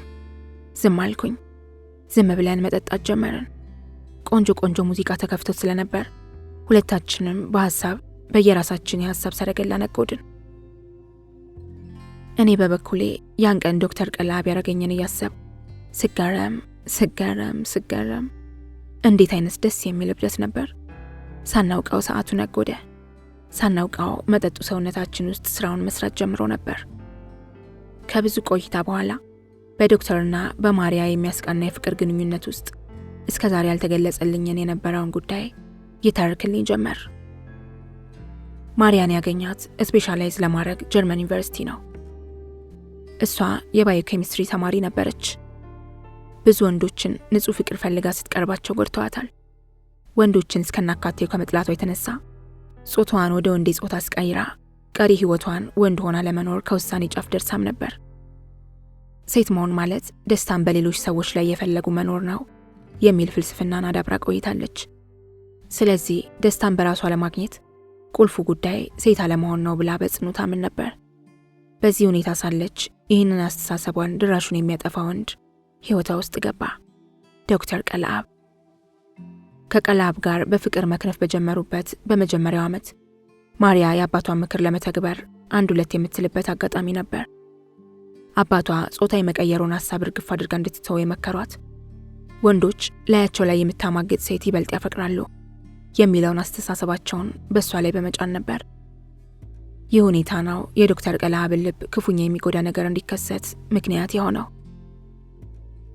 ከማሪያ ጋር የተማሪ አፓርትመንት ተከራይተው አብረው መኖር ጀምረው ሳለ ከዕለታት አንድ ቀን ያልተጠበቀ ነገር ተከሰተ። ይኸውም ዶክተር ቀለአብ የፈተና ሰሞን ስለነበር ድካም ተጫጭኖት ከላይብራሪ መጥቶ ቤት በተኛበት ሁኔታ የሆነ እንግዳ ድምፅ ይቀሰቅሰዋል። አንሶላውን ከላዩ ላይ ገፎ መለመሉን ድምፅ ወደ ሰማበት ክፍል ሲሄድ ፍጹም ያልተጠበቀ ነገር ተመለከተ። ማሪያ ከአንድ አልጄሪያዊ የቀድሞ ፍቅረኛዋ ጋር የኪችን ካውንተር ጠረጴዛ ላይ ወሲብ ስትፈጸም ባይኑ በብረቱ ተመለከተ። ይህን አልጄሪያዊ ደግሞ ያውቀዋል፣ ሲኒየሩ ነው። በዚያ ላይ የተማሪዎች አፓርትመንት ውስጥ ሳሎንና ኪችን ሼር ስለሚያደርጉ በተደጋጋሚ አይቶታል። ሆኖም የማሪያ የቀድሞ ፍቅረኛዋ እንደነበር ማንም ነግሮት አያውቅም። ያ ማለት ማሪያ ከዶክተር ቀለአብ ጋር ሆና ራሱ በተደጋጋሚ ከአልጄሪያዊ ጋር ወሲብ ትፈጽም ነበር ማለት ነው። የያኔው ተማሪ ቀለአብ ባይኑ በብረቱ ያየው ነገር አዙሮ ሊደፋ ሆነ። በዚያች ቅጽበት ሆኜ ወደ ጌታ መጸለይ ጀመርኩ አለኝ ዶክተር ቀለአብ። አምላኬ ባክህን ይህን የማየውን ነገር በህልም ያድርገውና ዘላለም አንተን ሳመሰግን ልኖር። ዶክተር ቀለአብ መለመሉን፣ እነሱ ደግሞ የኪችን ካቢኔት ጠረጴዛ ላይ መርፌና ክር እንደሆኑት ደርቀው ቀሩ። አልጄሪያዊው ከደነዘዘበት ነቅቶ ገፍትሮኝ ወጣ። ማሪያ ጠረጴዛው ላይ ሆና ጭኖቿን ከፍታ እየተንቀጠቀጠች የሚሆነውን ነገር በጥሞና ትከታተላለች። ምን እንደሆነ የማላውቀው ዲያብሎስ ሄደህ ባለችበት እነቃት እንደማለት ፋንታ ወስባት ብሎ ሹክ አለኝ። የተከፈተውን እግሯን ይበልጥ ከፍቼ በከፍተኛ የአውሬነት ስሜት ሴክስ አረኳት። ትዝ የሚለኝ ነገር ቢኖር እያቃሰተች ታለቅስ እንደነበረና ይቅርታ እንዳደርግላት ስለምነኝ እንደነበር ነው። ስንጨርስ ተዝለፍልፈን ወደቅን፣ ተቃቅፈን አለቀስን። በዚያው ቀን ልታገባኝ እንደምትፈልግ ነገረችኝ። መርፌና ክር ሆነን ሳለ ሆል ዩ ሜሪ ሚ አለችኝ። አይ ዊል አልኳት። በዚያው ቅጽበት ዘላለም ከኔ መለየት እንደማትፈልግ ገለጸችልኝ። በዚያው ቅጽበት ይቅርታዋንም የጋብቻ ጥያቄዋንም ተቀበልኩት። ሻወር ወስደን ተቃቅፈን መልሰን ተኛን። በነጋታውም ተኝተናልን። ብዙ ወሲብ አደረግን። ማሪያ መውለድ ብትችል ያን ቀን ትወልድ ነበር። የምናስቀና ባልና ሚስቶች ሆንን። ትምህርታችንን ጨርሰን ወደ ኢትዮጵያ መጣን። ጥያቄ ልጠይቀው አፌን ሳቆበቆብ በእጁ አስቆመኝ። ልጠይቀው ያሰብኩት ነገር ገብቶታል። ከዚያን ቀን ጀምሮ ግን አንድ ትንሽ ዲያብሎስ ደሜ ውስጥ ተሰንቅሮ ቀረ። ዩኖ ማሪያን እጅግ በጣም እንደማፈቅራት፣ ዩኖ እሷ አንድ ነገር ብትሆንብኝ በህይወት ልቆይ የምፈልግበት አንድ ምክንያት እንደሌለ፣ መቼም ልልያት አልፈልግም። ልጅ መውለድ አልቻለም። 3 ቡችሎችን የምናሳድገው ቴዎድሮስን፣ ብርቱካንንና በላይን። አለመውለዳችን ግን እኛን ሊለየን የሚችል ቁም ነገር አይደለም። በሚቀጥለው ዓመት አንድ ሴት ልጅ በጉዲፈቻ ልናሳድግ ወስነናል። በእኔና በእሷ የፍቅር ህይወት ውስጥ ልጅ ያለመውለድ ጉዳይ ጭራሽ እንደ ችግር አይተነውም አናውቅ። እኛ የምንፈልገው እንደተፋቀርን ቶሎ ኖረን አጠር ያለች የምትጣፍጥ ህይወት ኖረን መሞት ነው። ችግሩ ያለው ከኔ ነው። እኔን ከያዘኝ ዲያብሎስ ነው ችግሩ። ይህ የምነግርሽ ትንሽ የዲያብሎስ ያለሊት የተፈጠረውን ነገር ላለፉት 7 ዓመታት መልሶ መላልሶ ያመጣብኛል። ጸለይኩበት አጸለይኩበት፣ ሊለቀኝ አልቻለም። ብዙ ቸርች ሄጃለሁ ከዚህ ዲያብሎስ ለመፈወስ። እየባሰብኝ መጣ። የዲያብሎስ ስራው አንድ ነው። የዚያ ሌሊቱን ነገር ቁልጭ አድርጎ በአይምሮዬ እንደ ፊልም ያሳየኛል። አልጄሪያዊውን አልሙሳዊን ደጋግሞ ያመጣብኛል። ሮዚ አታምኝም፣ ድርጊቱ ልክ ዛሬ እንድትፈጸም አድርጎ ያሳየኛል። ኪችን ውስጥ የነበረውን ሹካ ሳይቀር፣ የአልሙሳዊውን መቀመጫ ሳይቀር። ያን ትዕይንት ለማጥፋት አንቺ ጋር መጣለሁ። በመወዳት ሚስቴ ላይ ባልጋለሁ። ምን ላድርግ? እስከ መቼ ነው እንደዚህ እርኩስ መንፈስ መጫወቻው የምቀረው? ማርያም በተመሳሳይ መልኩ ብበቀላት ይህ ችግር ለዘላለሙ እንደሚጠፋልኝ የመከሩኝ 2 የአሜሪካ ሳይካትሪስቶች የጻፉት መጽሐፍ ነው። ጸሐፊዎቹን ለስራ ቨርጂኒያ በሄድኩበት ላገኛቸው ሞክሬ አልተሳካልኝም።